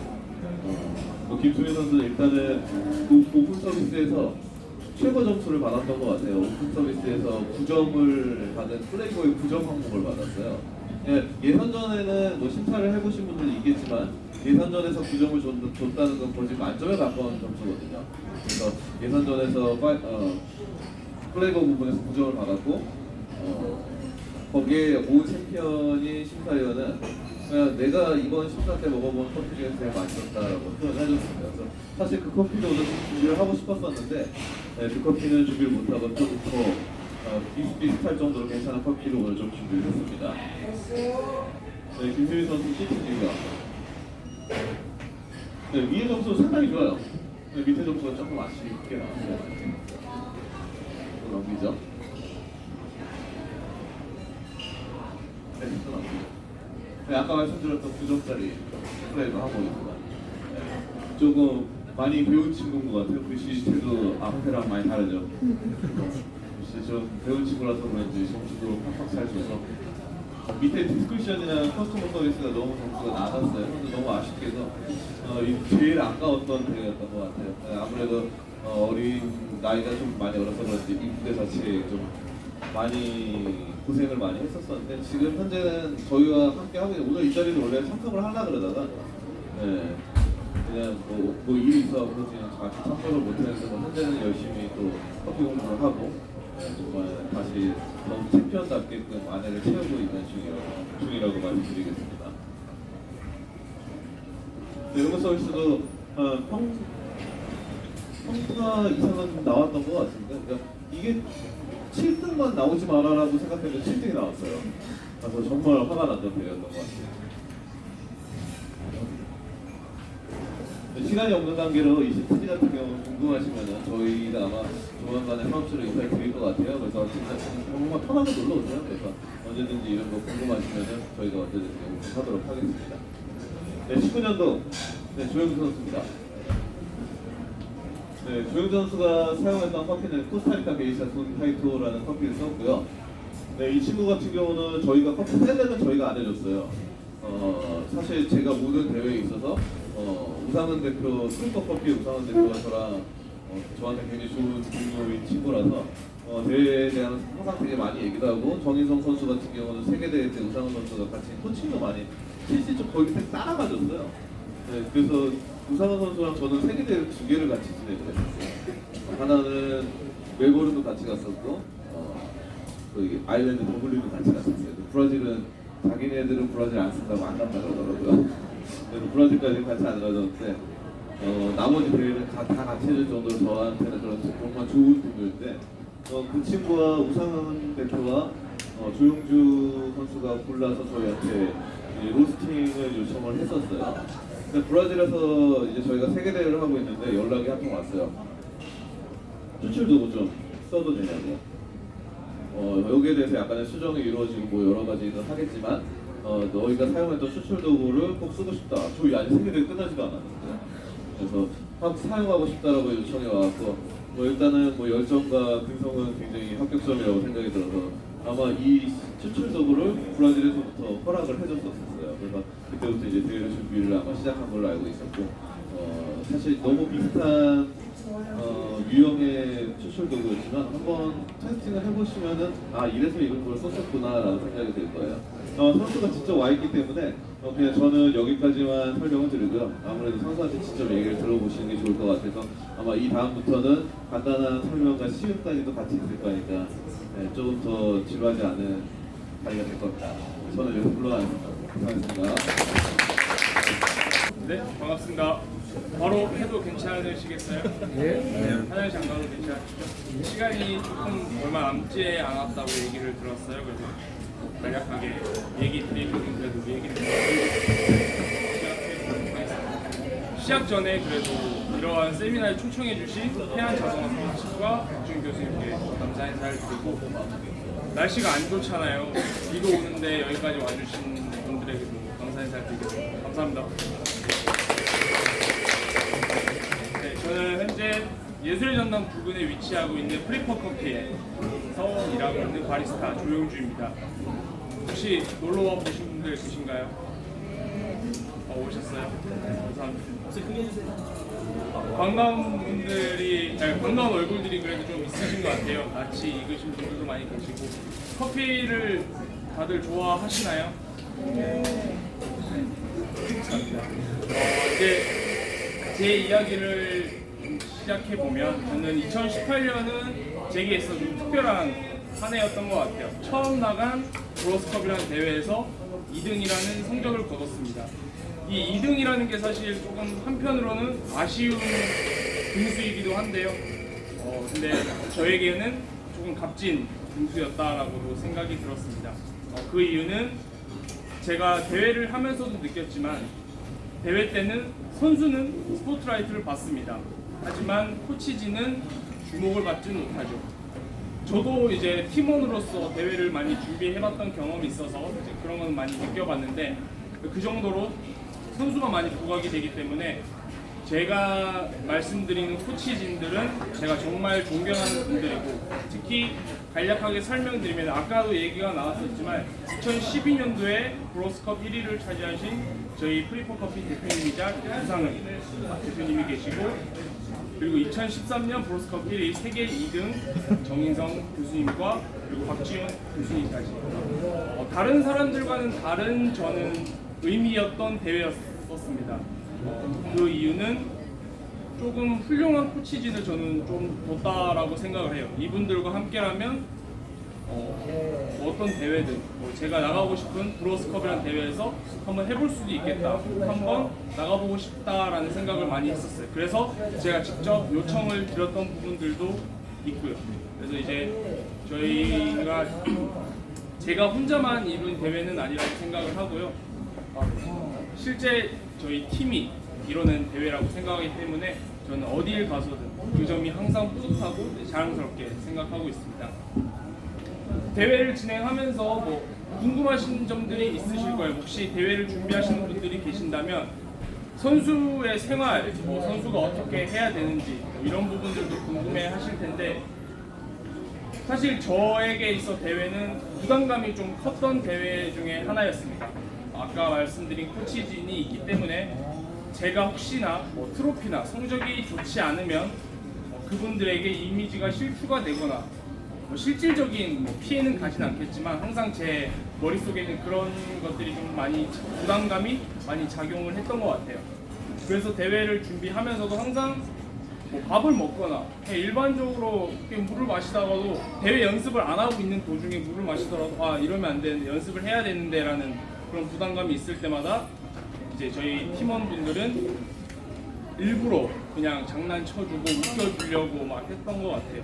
근데 그 과정에서도 저는 즐겁지만은 않더라고요. 왜냐하면 대회라는 저에게 있어서 어떻게 보면 제일 큰 거사가 있는데 그걸 앞두고 웃기는 사실 쉽진 않았어요. 하지만 그 정도로 저를 위해서 좀 많이 희생을 해주신 분들이고 그렇게 분위기를 좀 많이 바꿔줬던 것 같아요.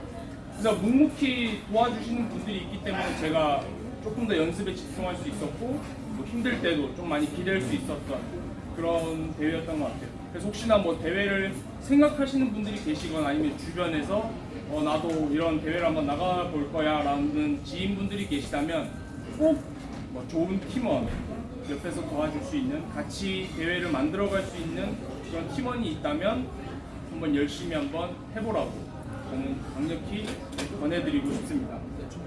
네, 준비하셨습니까? 제가 오늘 이런 간단한 설명과 더불어 커피 시음을 좀 도와드릴 거예요. 제가 직접 대회 때 사용했던 기물이고요. 아까 앞서 사진에서 잠깐 나왔었는데 이제 이 기구를 설명을 간단히 드리자면 제 시험 컨셉은 사실 미래지향적, 즉 4차 산업혁명을 기반으로 한 기물이었습니다. 예를 들면 주변에서부터 벌써 이제 자동 브루잉 머신들이 많이들 보이잖아요. 엑스포만 가더라도 이번에 또 다른 브루잉 머신들이 나왔더라고요. 그래서 그걸 보면서 정말 내가 시연이 좋았구나, 내가 생각했던 것들이 잘 맞아떨어졌구나 라는 게 든 생각 중에 하나가 이런 자동 브루잉 머신들이 존재하면서부터 바리스타들이 어떻게 보면 설 자리가 좀 많이 없어졌다고 생각을 해요. 실제 저희 매장에서도 SP9이라는 자동 브루잉 머신을 사용하고 있습니다. 이 브루잉 머신 같은 경우에는 인건비를 어떻게 보면 좀 아껴줄 수 있는 도구라고 생각을 해요. 예를 들면 뭐 0.5인분의 역할이라고 저는 늘 얘기를 하고 다니는데, 이렇게 브루잉 머신들이 많이 존재를 하는 사이에 이제 바리스타들의 입지가 좀 좁혀지지 않았나라는 점을 착안하여 시험 컨셉을 잡았고요. 그래서 조금 다양한 일반적인 핸드들이 일반적인 브루잉 커피, 필터 커피를 생각을 하시겠지만, 저는 그 부분보다는 침투용의 분리라는 점을 착안을 해서 압력 추출인 에스프레소와 필터 커피인 브루잉 커피를 조금 결합을 시킨다면, 장점들만을 뽑아내서 추출을 한다면 어떻을까라는 점에 생각을 가지게 되었고, 그 결과 그나마 좀 가장 비슷한 압력 추출할 수 있는 에어프레스와 그리고 특수 제작한 커피 필터를 사용하여 추출을 하게 되었습니다. 그래서 오늘 여러분들에게 시음을 도와줄 커피는 사실 제가 대회 때 사용했던 코스타리카 돈카이토 시음 1위 커피고요. 게이샤 품종인 커피로 한 가지 준비를 했고요. 그리고 조금 커피에 따라서 또는 기구 추출에 따라서 맛이 달라지는 것들도 보여드리고 싶어서 에티오피아 커피도 같이 준비 한번 해봤습니다. 그러면 제가 추출 이제 시음 준비하는 동안 가까이서 보셔도 되고요. 잠시 기다려 주시면은 제가 추출해드리도록 하겠습니다.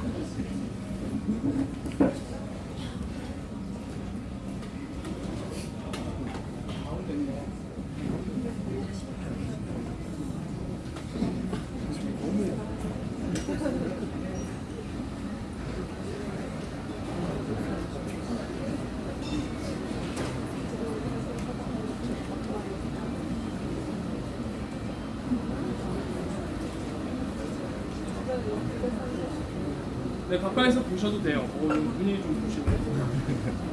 이거를 아, 네.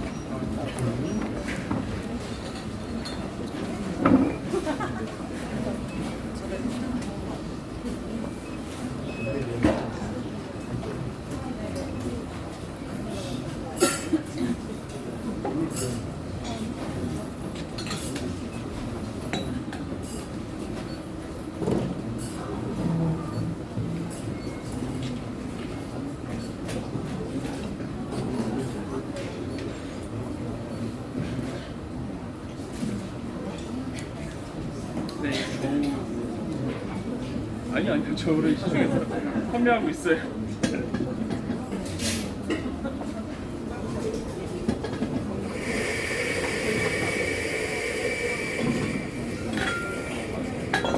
네.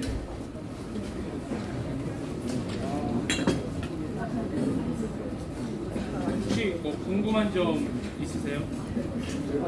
저는 열린 마음으로 오늘 왔기 때문에 편하게 물어보셔도 돼요. 사실 지금 시간이 좀 많이 없어서 시간 많으시죠? 더 하셔도 됩니다.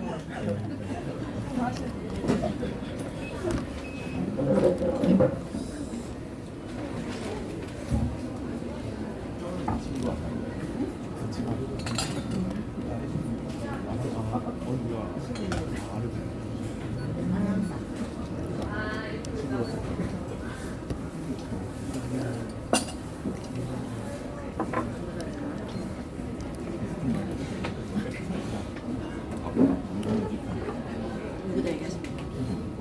뭐든지 가능해요. 이 공장님이 알만하면 꾹 누르면 다 나와요.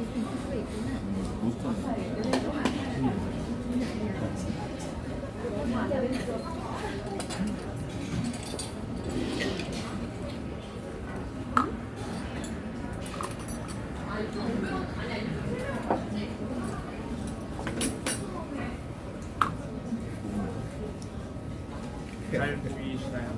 네.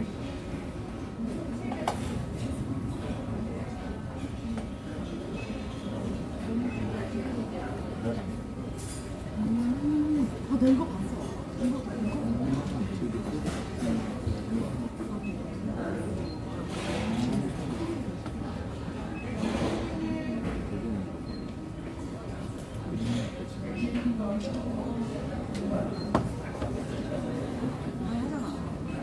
이렇게 필터가 중간에 한 번 더 걸러주기 때문에 처음에는 에어로프레스로 추출을 하도록 하겠습니다. 이거 있잖아. 추출기. 이거 뭐지? 추출기 있잖아. 추출기가 무슨 뜻이야? 한약 따르는 거 있잖아.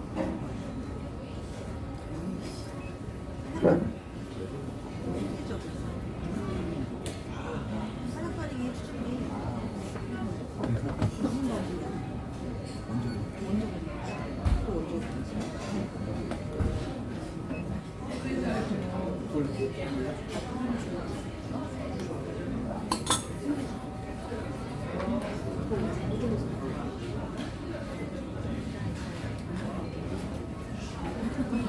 일반적인 에어로프레스 추출보다는 실질적인 추출량이 조금 천천히 떨어질 거예요. 왜냐면 중간에서 필터가 한 번 더 걸쳐지기 때문에.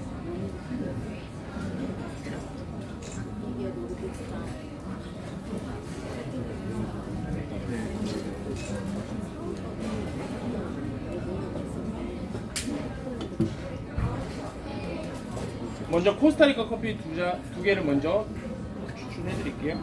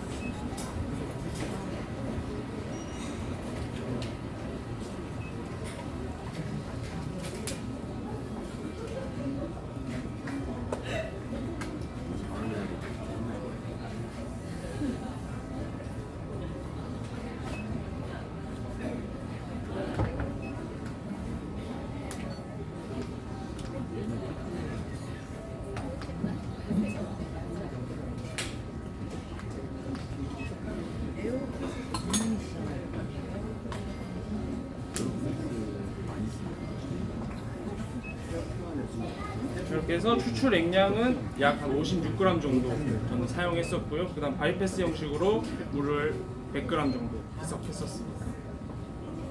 이렇게 드셔보시면 일반적인 브루잉 커피 많이 드셔보셨을 텐데 조금은 다른 뉘앙스의 커피를 조금 느끼실 수 있으실 거예요.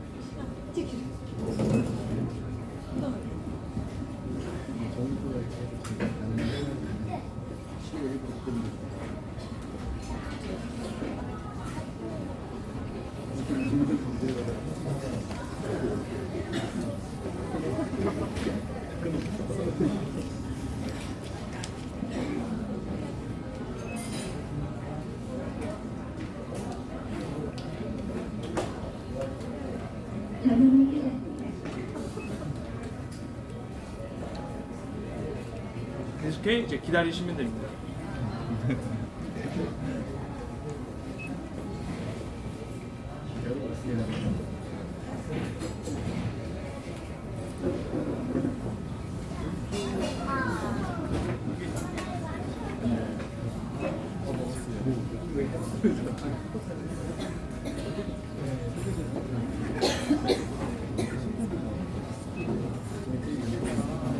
컵은 제가 이 컵을 사용할 건데 조금씩이라도 시험 도와줄 수 있게 나눠서 조금 드릴게요.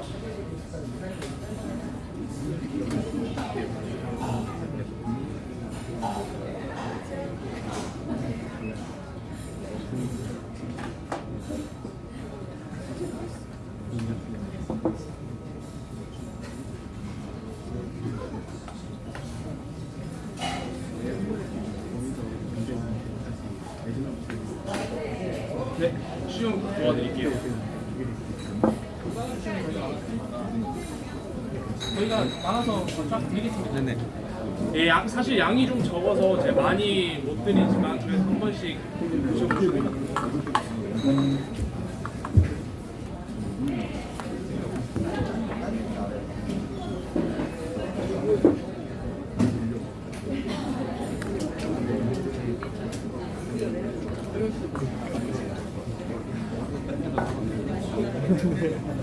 네, 감사합니다. 네. 저좀 이따 드릴게요.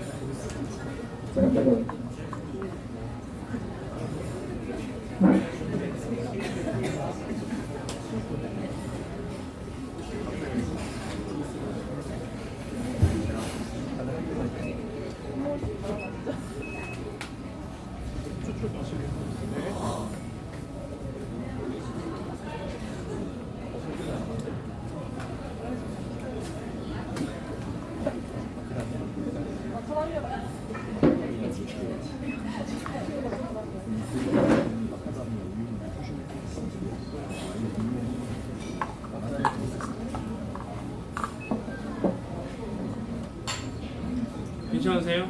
네, 맞습니다. 맛이? 네.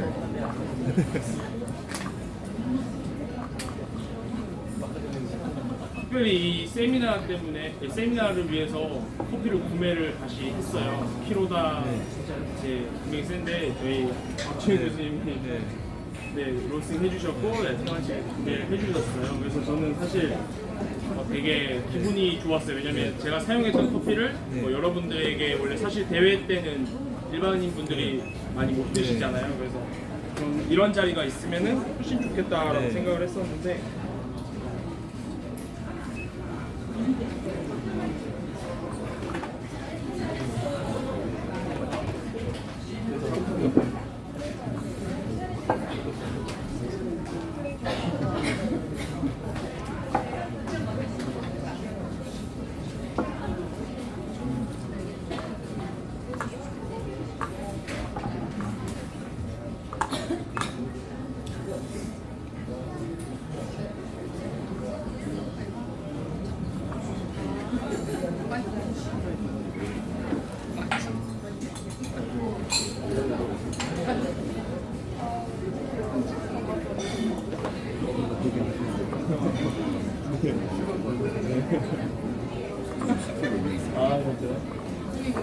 커피 못 드신 분 계세요?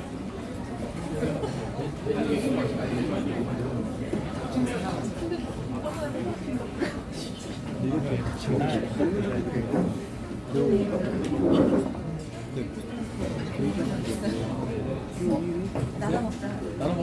이거 나눠 드실래요? 좀 나눠주세요.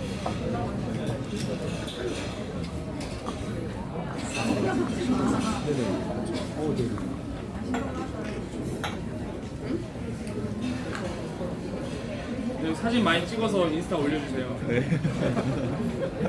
지금까지 이런 로스터는 없었다. 네.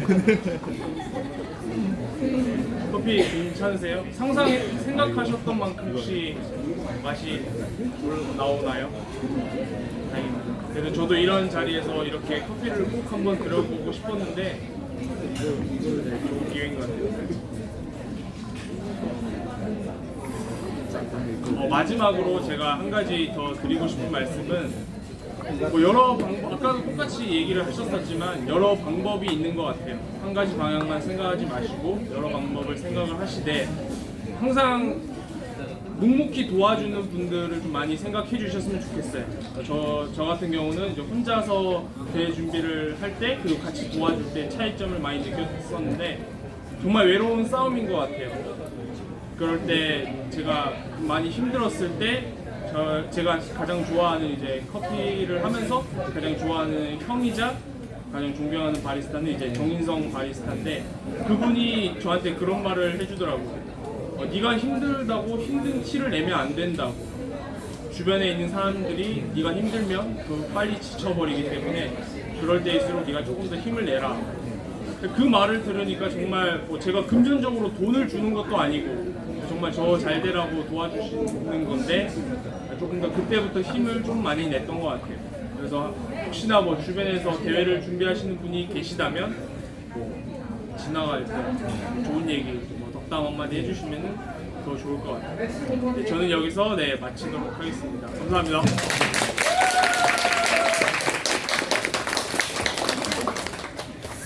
네, 저는 정희성입니다. 네, 시간이 지난 관계로 저는 굉장히 빨리 즐겁게 재밌게 시음하고 마무리하는 걸로 하겠습니다. 제가 오늘 진행할 파트는 제가 오픈 서비스 때 13년도에 어떤 내용을 가지고 진행했는지 그리고 오문 서비스를 어떻게 준비하면 괜찮은지 여기에 관해서 네, 준비를 했고요. 저도 PPT 좀 넘겨주시면 안 될까요? 네. 이거 접니다. 네, 이제 지금은 네, 삶이 많이 편해져서 살이 많이 쪘는데 헝그리 정신이 있을 때 아니고. 네. 그러니까 제가 13년도 시연 보면 유튜브에 있어요. 거기에서 사람들이 가장 주목했던 게 뭐냐면 영상을 본 친구들은 그냥 유머러스하다, 너무 에너지가 넘친다, 아이콘들이 좋다, 이 정도 어떻게 보면 시연이라고 봤었고 거기한테 플러스 점수를 받았습니다. 그러니까 저희가 그 안에 사실 집어넣었던 거는 굉장히 지식적이고 과학적인 내용들을 집어넣어놨었거든요. 그래서 오늘 거기에 관해서 말씀드리도록 할게요. 네, 제가 정답을 적어왔어요. 우리 커피에서 느껴지는 맛의 3요소가 단맛, 신맛, 쓴맛 맞죠? 네, 그럼 질문 드립니다. 긍정적인 선호의 맛은 단맛이에요, 신맛이에요, 쓴맛이에요? 단맛이요? 또? 네, 신맛도 있겠죠? 신맛은 약간 호불호가 갈리긴 하지만 단맛, 신맛이라고 가정을 하고 부정적인 맛 상대적으로 쓴맛을 조금 부정적으로 보겠죠. 굉장히 그 비턴하는 것도 매력적으로 커피 한 잔에 다가온다면 엄청나게 좋은 효과가 있겠지만 우리가 그냥 기본적으로 긍정적인 선호의 맛은 단맛, 신맛이라고 보고 부정적인 선호의 맛은 쓴맛이라고 봅니다. 그리고 향의 강도 같은 경우에는 좋은 커피라면 강도가 셀수록 굉장히 더 좋다라고 얘기를 합니다. 그래서 여기 안에서 조금 생각을 좀 가지고 시연을 풀어 나왔어요. 다음 장 넘겨주시죠. 우리가 맛이라고 하는 건 결국에는 관능 평가에 의해서 이루어지지만 그 당시에 사실 저희가 우리끼리 했던 얘기는 뭐냐면 저지들 못 믿겠다. 심사위원들이 내 커피가 맛있는지 맛없는지 어떻게 평가를 하느냐. 그래서 우리는 화학적인 분석기를 가지고 그 성분들을 분석해서 단맛이 많이 나는 성분은 이거기 때문에 이 수치가 높으면 단맛이 많은 거고 신맛이 많이 나는 성분은 이거기 때문에 이 수치가 높으면 더 맛있는 거다. 이렇게 가정을 하고 진행한 거죠. 그래서 우리가 말하는 맛에 관해서는 그 HPLC라고 고성능 액체 크로마토그래피라는 기구로 유기화합물을 분리해서 만들어낼 수 있는 겁니다. 그래서 거기 안에서 성분을 분석할 수가 있어요. 제가 대회 때 굉장히 절었던 그 영어 멘트가 하이 퍼포먼스 리퀴드 크로마토그래피 안 외워지더라고요. 10시간을 외워도 안 돼요. 근데 지금은 잘 되거든요. 그 당시에 사실 여기에서 좀 영어를 굉장히 버벅였던 기억이 있어서 잘 때마다 생각납니다. 내가 왜 이 멘트를 하지 못했지? 그렇지만 지금은 잘하고 있고요. 그리고 이제 가스 같은 경우에는 향기 같은 부분은 강도로 표시도 할 수 있지만 요즘에는 어떤 향기 그룹이 어느 정도 수치를 나타내기 때문에 이 향기는 귤이라고 하면 귤이랑 향기가 비슷하고 그에 따라서 강도가 이 정도까지 된다라는 분석기가 나와 있어요. 그래서 GCMS라고 해서 가스 크로마토그래피 질량 분석법이라는 게 있습니다. 잠시만요. 이것들은 대학에 전화하시거나 대학원에 전화하시면 이런 분석기들을 다 돌려줘요. 그래서 저는 커피를 직접 여러 단체에다 보냈고 직접 받아서 그 실험 결과를 좀 분석하고 했습니다. 그래서 13년도에는 저도 학생이었기 때문에 여기에 나와 있는 말이 뭔지 하나도 몰라서 그 당시에 이제 지도 교수님이 박지훈 교수님이 실험 논문을 써가지고 거기에서 이제 분석을 해서 대회 시연 안에 넣어놨던 걸 보시면 되겠습니다. 넘겨주세요. 굉장히 간단합니다. 우리가 단맛이라고 하는 건 유리당, 프리슈가라고 보시면 되고요. 그리고 아미노에시드, 그 감칠맛이라고 하는 것들은 아미노에시드로 거의 표현이 되죠. 요즘에 아미노산이라는 게 단맛도 포함하고 있고 신맛도 포함하고 있고 감칠맛도 포함하고 있다. 그래서 아미노에시드는 가츠오부시 한번 넣어봤고요. 그리고 오가닉 에시드는 신맛, 유기산이라고 하죠. 그래서 이게 사과산이냐, 말릭산이냐, 호박산이냐에 따라서 사실 성분의 어느 정도 적정 농도가 있어야 되는지 거기에 따라서 향기는 달라지긴 하지만 이것도 단맛, 신맛, 쓴맛 거기에 좀 차관을 두고 신맛은 오가닉 에시드라고 표현을 해서 그걸 분석을 해봤고요. 그리고 상대적으로 사람들이 부정적으로 보는 카페인, 클로로겐산, 그리고 트리고넬린 이 성분들을 분석해서 한번 비교했다라고 보시면 돼요. 다음 장 보시죠. 이거 같은 경우에는 아까 전에 말씀드렸던 대로 게이샤 로터스 그리고 게이샤 허니, 그러니까 내가 사용한 커피는 게이샤 로터스고 일반적으로 선수들이 들고 오는 커피는 게이샤 커피일 텐데 내 커피가 아까 아미노산은 달고 시고 감칠맛이 난다고 했죠. 수치적으로 봤었을 때 1640이라고 보고 얘는 1518이라고 보면 내가 갖고 온 게이샤 로터스는 아미노산의 함량이 더 많기 때문에 훨씬 더 달콤하고 새콤하다라는 걸 분석 자료를 통해서 표현을 했어요. 그래서 사실 제 시연을 안 보신 분들이 대부분이겠지만 혹시 보시게 된다면 아이패드를 가지고 설명하는 부분에 사실 이런 그래프들을 넣어놨습니다. 그래서 너희들이 생각하는 커피가 맛있기도 하겠지만 내 커피는 과학적으로도 검증된 커피다라는 걸 표현해봤다 보시면 돼요. 그리고 이제 유기산 같은 경우에는 로터스와 게이샤원이 보면 알겠죠 이제. 수치가 더 높구나. 그래서 내 커피는 훨씬 더 SDT 강도도 좋고 거기에 따라서 품질 또한 뛰어나다라고 풀어냈던 게 이 그래프라고 보시면 됩니다. 그리고 우리가 상대적으로 쓰다라고 하는 것들이 카페인, 트리고넬린, 클로로겐산이잖아요. 여기에 관해서도 내가 사용한 게이샤 로터스는 상대적으로 더 수치가 낮았기 때문에 결국에 내 커피는 다른 커피들보다 더 새콤하고 더 달다. 그리고 감칠맛이 많이 난다. 상대적으로 쓰다라고 하는 것들은 조금 적은 커피다라는 걸 그 당시 굉장히 어필을 많이 했었습니다. 이거 같은 경우는 가스프로마토 그래프인데요. 이것도 두 개를 비교한 건데 이거를 사실 딱 겹쳐보면 이 아래에 있는 그래프가 더 수치가 위로 높아요. 그렇기 때문에 이거는 피크점을 나타내는 선들이 더 높기 때문에 내 커피는 훨씬 더 풍부한 향을 가지고 있다라는 걸 표현했다라고 보시면 됩니다. 방금 이런 자료들 같은 경우에는 저희 랩실에 나중에 놀러 오시게 된다면 안 풀어드리도록 하겠습니다. 지금 시간이 없기 때문에 말씀 많이 못 드리고요. 그 다음 이제 제가 오늘 진행할 거는 의무 서비스인데 그 의무 서비스라는 건 저는 굉장히 좀 재밌게 준비했던 것 같아요. 그래서 룰들을 굳이 설명드릴 필요는 없는데 혹시 준비하시는 분들에게 팁을 하나 드리면 의무 서비스 팁은 여기 나와 있습니다. 최소 7일 이내 미디움에서 미디움 라이트 사이에 커피를 로스팅 됐다라고 얘기가 돼 있어요. 그러면 미디움과 미디움 라이트 사이의 커피를 준비하시고 풀리 워시드 스페셜티 팅글 커피를 사용한다. 그러면 연습할 때 스페셜티 커피를 사신 다음에 이 고품도를 가지고 미리 연습을 하는 게 조금 더 좋지 않을까라는 생각이 듭니다. 어차피 거의 룰에 나와 있는 부분이라서 이 부분을 확인하시면 굉장히 도움이 많이 됩니다. 그러니까 의무 서비스를 준비할 때 어떤 부분이 중요하냐? 우선 혼자 준비할 수 있는 분들 많으시잖아요. 저는 혼자 준비 못 하겠더라고요. 굉장히 실력이 있고 믿을만하고 나에게 도움을 많이 주고 날 믿고 의지해주는 동료들이 있어야 된다는 걸 써봤고요. 두 번째는 전략적인 접근입니다. 1시간밖에 시간을 안 줘요. 1시간 안에 맛있는 커피를 내려야 돼요. 그럼 1시간 동안 우리는 어떻게 해야 될까? 선수와 코치 도와주는 스텝이 잘 얘기를 하셔야 돼요. 너는 뭐하고 너는 뭐하고. 제가 대회 때 처음 나갔을 때 전원이 대회장 전원이 떨어져가지고 1시간 중에서 제가 20분을 아예 날려먹었어요.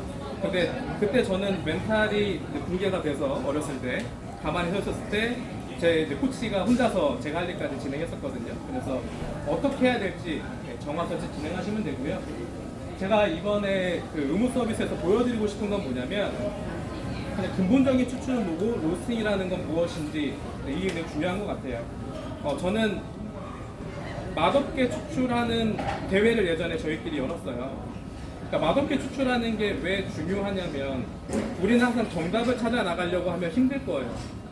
맛이 없는 걸 만들고 어떻게 하면 맛있게 할까 이게 굉장히 힘들다고 생각합니다. 그래서 저는 아예 생각을 바꿔서 가장 맛없게 커피를 내리는 사람에게 상을 준다든지 칭찬을 한다든지 이런 걸 우리 사이에서 열어서 맛없게 하는 거 반대로 하면 맛있게 되는 거잖아요. 그렇게 접근하는 게 대회를 준비하거나 커피를 내릴 때 훨씬 더 즐겁지 않을까라는 생각이 듭니다. 워낙 힘든 일이 될 거고 고생도 많이 하고 고민도 많이 할 거잖아요.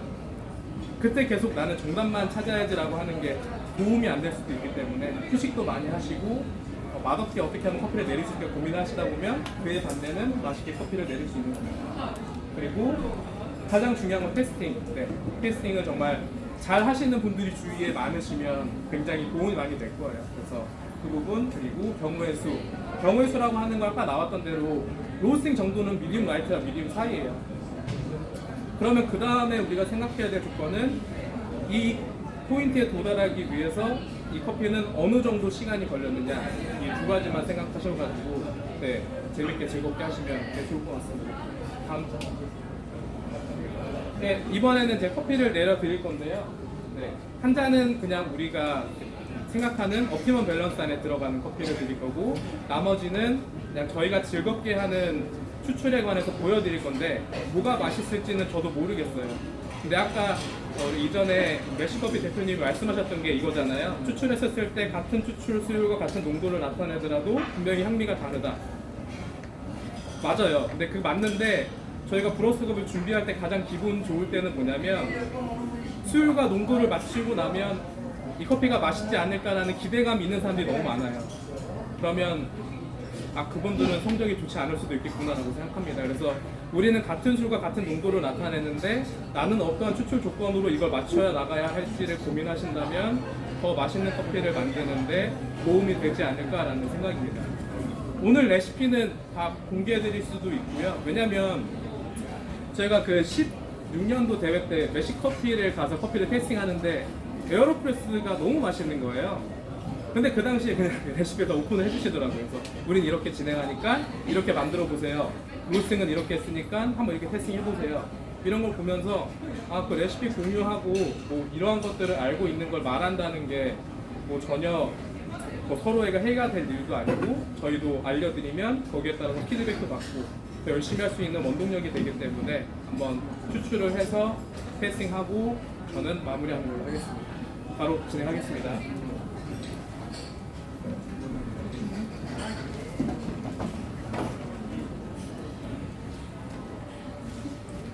저는 질문 안 받습니다. 대답 못 합니다. 네. 전 과학자가 아니기 때문에 너무 과학적인 걸 말씀하시면 힘들고, 요거 세 개는 그냥 저희 사람들이 많기 때문에 그냥 클레버로, 네. 그 그람 수랑 그 커피 향이랑 물량 정해가지고 추출을 그냥 진행할 거고요. 그 나머지 추출 도구 같은 경우에는, 이 하리우에 들어가 있는 건 우리 아까 추출 이론 들었을 때 추출은 침투용에 불리잖아요. 물을 커피에 붓습니다. 그러면 커피 액이 떨어지겠죠? 그 다음에 그 커피를 다시 커피에다가 붓는 식으로 해서 커피를 2번 추출하는 걸 해볼 거예요. 네. 그러니까 이런 방식 또한 굉장히 좋은 추출이라고 생각을 하고, 네. 저희가 이 방식으로 그때 파이널까지는 갔었거든요. 그래서 한번 테스팅 해보시면 좋을 것 같고요. 그리고 여기 있는 커피는 제가 세계대회 때 이제 의무 서비스 했던 방법대로 해서 한번 추출해보기로 하겠습니다.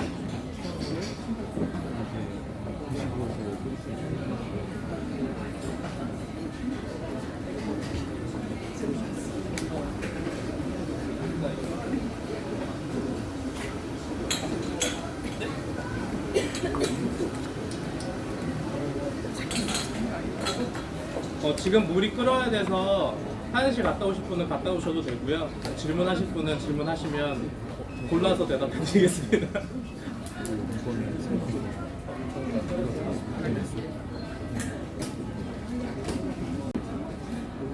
네, 오늘 사용한 커피는 과테말라 COE를 들고 왔어요. 그래서 원래는 사실 시간이 많으면 여러분도 추출하고 저도 추출해가지고 좀 비교해서 여러 가지 해보려고 했는데 그 부분 아쉽고요.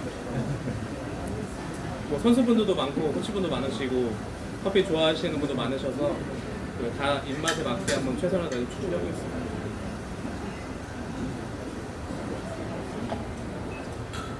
이거 그냥 물로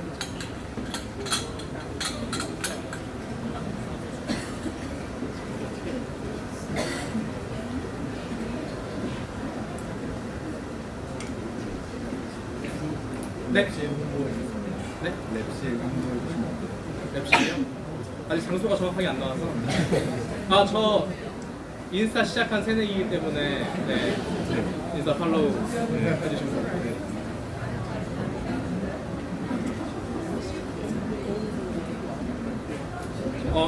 요 추출 3개 세트는 다 동일한 커피를 사용할 거고요. 아쉽게도 모두 다 시음했으면 좋겠는데 그렇게 시간이 오래 걸려서 저희가 그냥 무작위로 드려볼게요.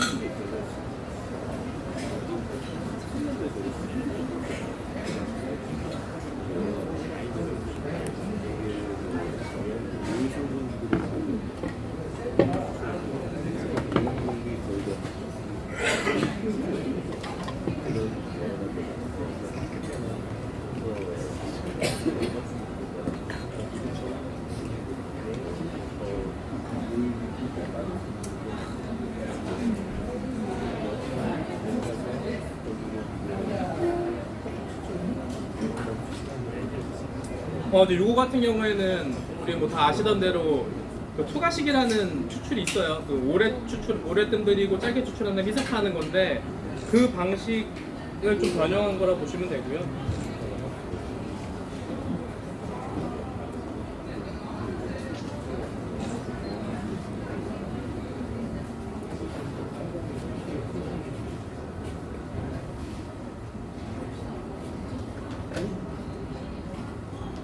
이거 뜸 들여지는 동안 나머지 추출.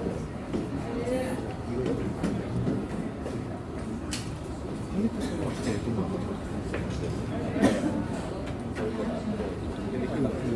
유리로만 내는 거 그러니까 컴퓨터에 썼는데 진짜 예쁜 거 저 손잡이가 그렇게 네.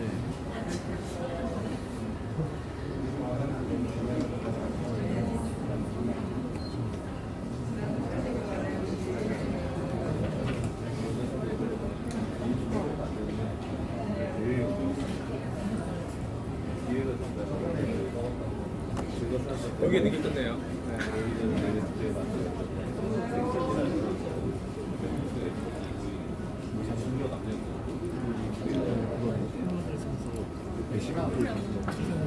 그람 수는 요거 20g, 25g씩.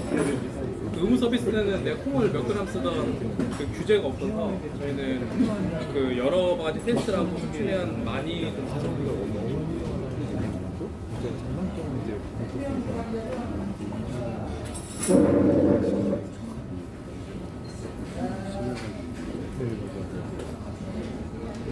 보이세요? 가까이 가서. 지금 딱 명당을 탔어요. 로스터 하는 거 어째 저게 좀 찾아서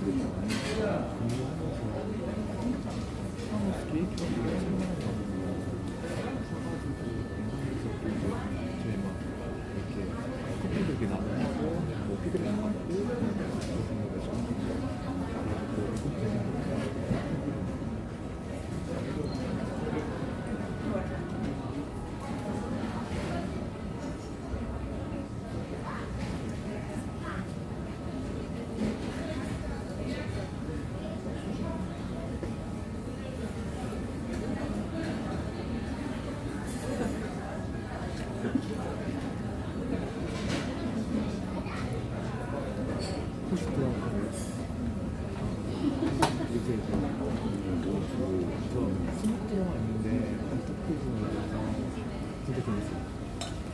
프리즈마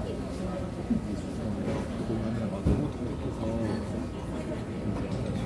이거 너무 좀 재밌어요. 약간 복수를 하는 거긴 한데 약간 좀 스릴러 같은 느낌이 살짝 있고 약간 좀 추리라고 해야 되나?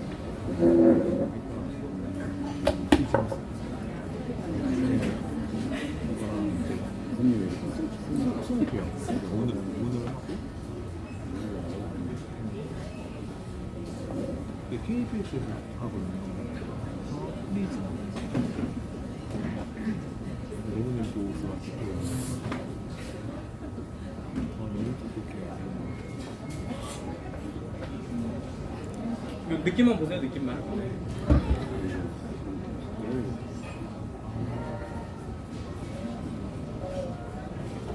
이게 진짜 이거보다 또 이렇게 있어요. 지금 이제 21화까지 있어요. 그래서 21화인데 저한테 30분 여기서 두개 잘라서 하더라고요. 30분씩. 진짜 쫄깃해요. 근데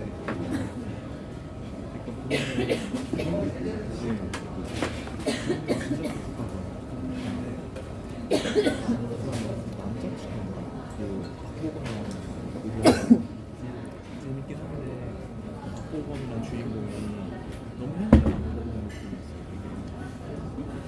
그리고 이제 두 번째 같은 경우에는 그냥 20g에 비거로 물을 부을게요.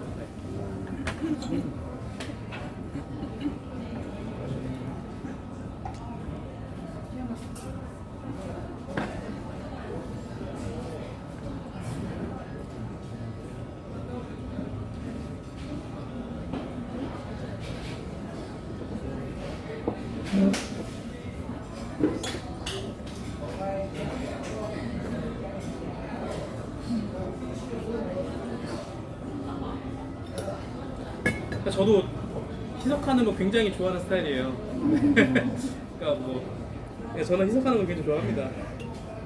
저는 제가 마시기 좋으면 된다고 생각해서 희석을 해야 하느냐 말아야 하느냐 사실 거기에서 저는 구애받고 싶지 않고 그냥 나에게 최종적으로는 커피가 맛있으면 된다라는 생각밖에 없어요. 그래서 네, 여러 가지 방법을 시도하고 그냥 맛있으면 된다라는 생각만 가지고 있습니다.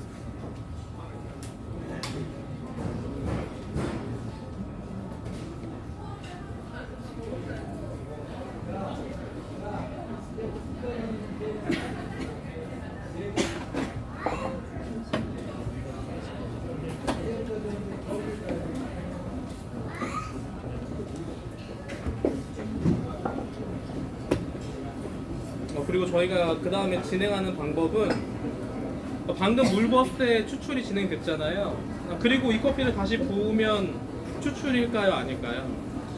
네, 그래서 부으면 됩니다.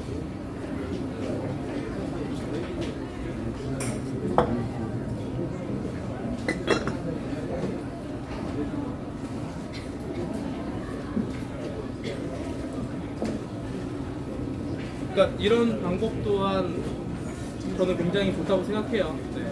왜냐면 뭐 정답이라는 거 없고 커피 몇 그램 대 물을 어느 정도 써야 하는 공식조차 사실 없는 거잖아요. 사람의 입맛이라는 거 너무 다르고 여러분들이 좋아하는 커피랑 우리가 좋아하는 커피가 다르기 때문에 너무 정답을 생각하지 마시고 그냥 여러 가지 조건으로 커피를 막 즐겁게 내리시다 보면 내 입맛에 맞는 커피가 되지 않을까. 안 됩니다. 아는 분은 질문하면 안 됩니다.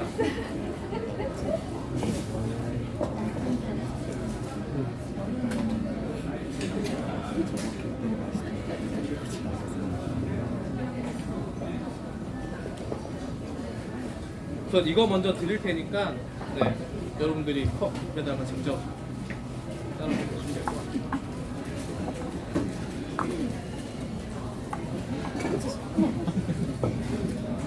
괜찮으세요?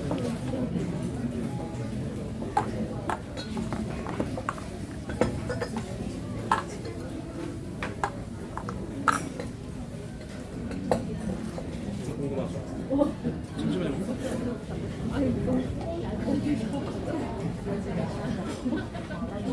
이거 먼저 만들어보시죠.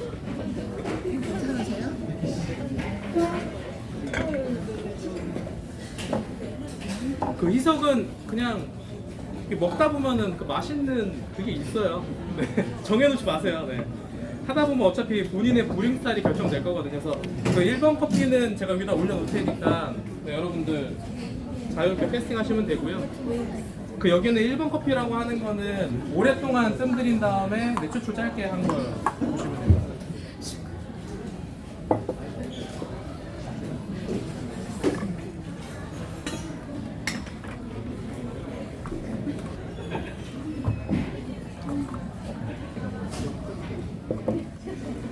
그 참고로 그 지금 드린 1번 커피 같은 경우에는 또 외국인들의 평가는 그 되게 다크 초콜릿이나 되게 카라멜 같고 되게 슈퍼 스윗니스하다라는 표현을 썼어요. 그래서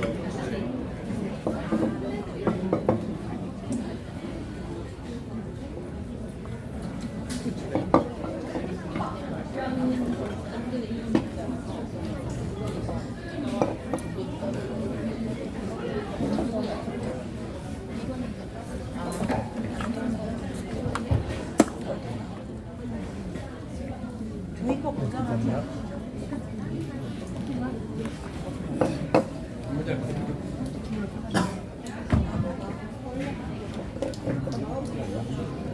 네, 이거는 이제 두 번째 커피.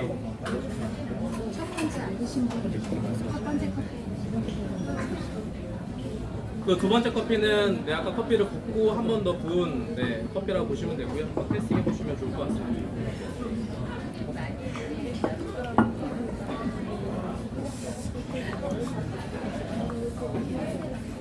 네, 두 번째 커피는 여기 있습니다. 네.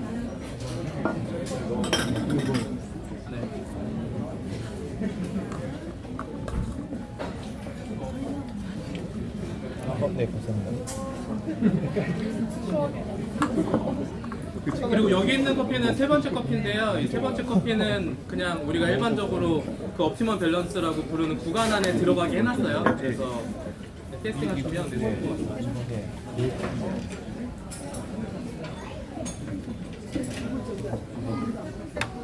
네, 세 번째 거.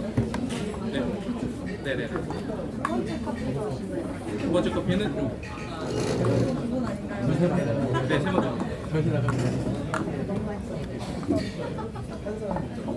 네, 첫 번째 거 훌륭하죠?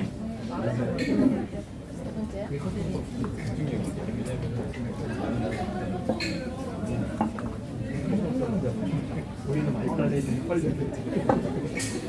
네, 여러분 시간이 많이 늦었기 때문에 저는 이만 물러가도록 하겠고요. 혹시 뭐 궁금한 사항은 제 옆에 있을 거니까 개인적으로 네, 말씀해 주시면 좋을 것 같습니다. 감사합니다.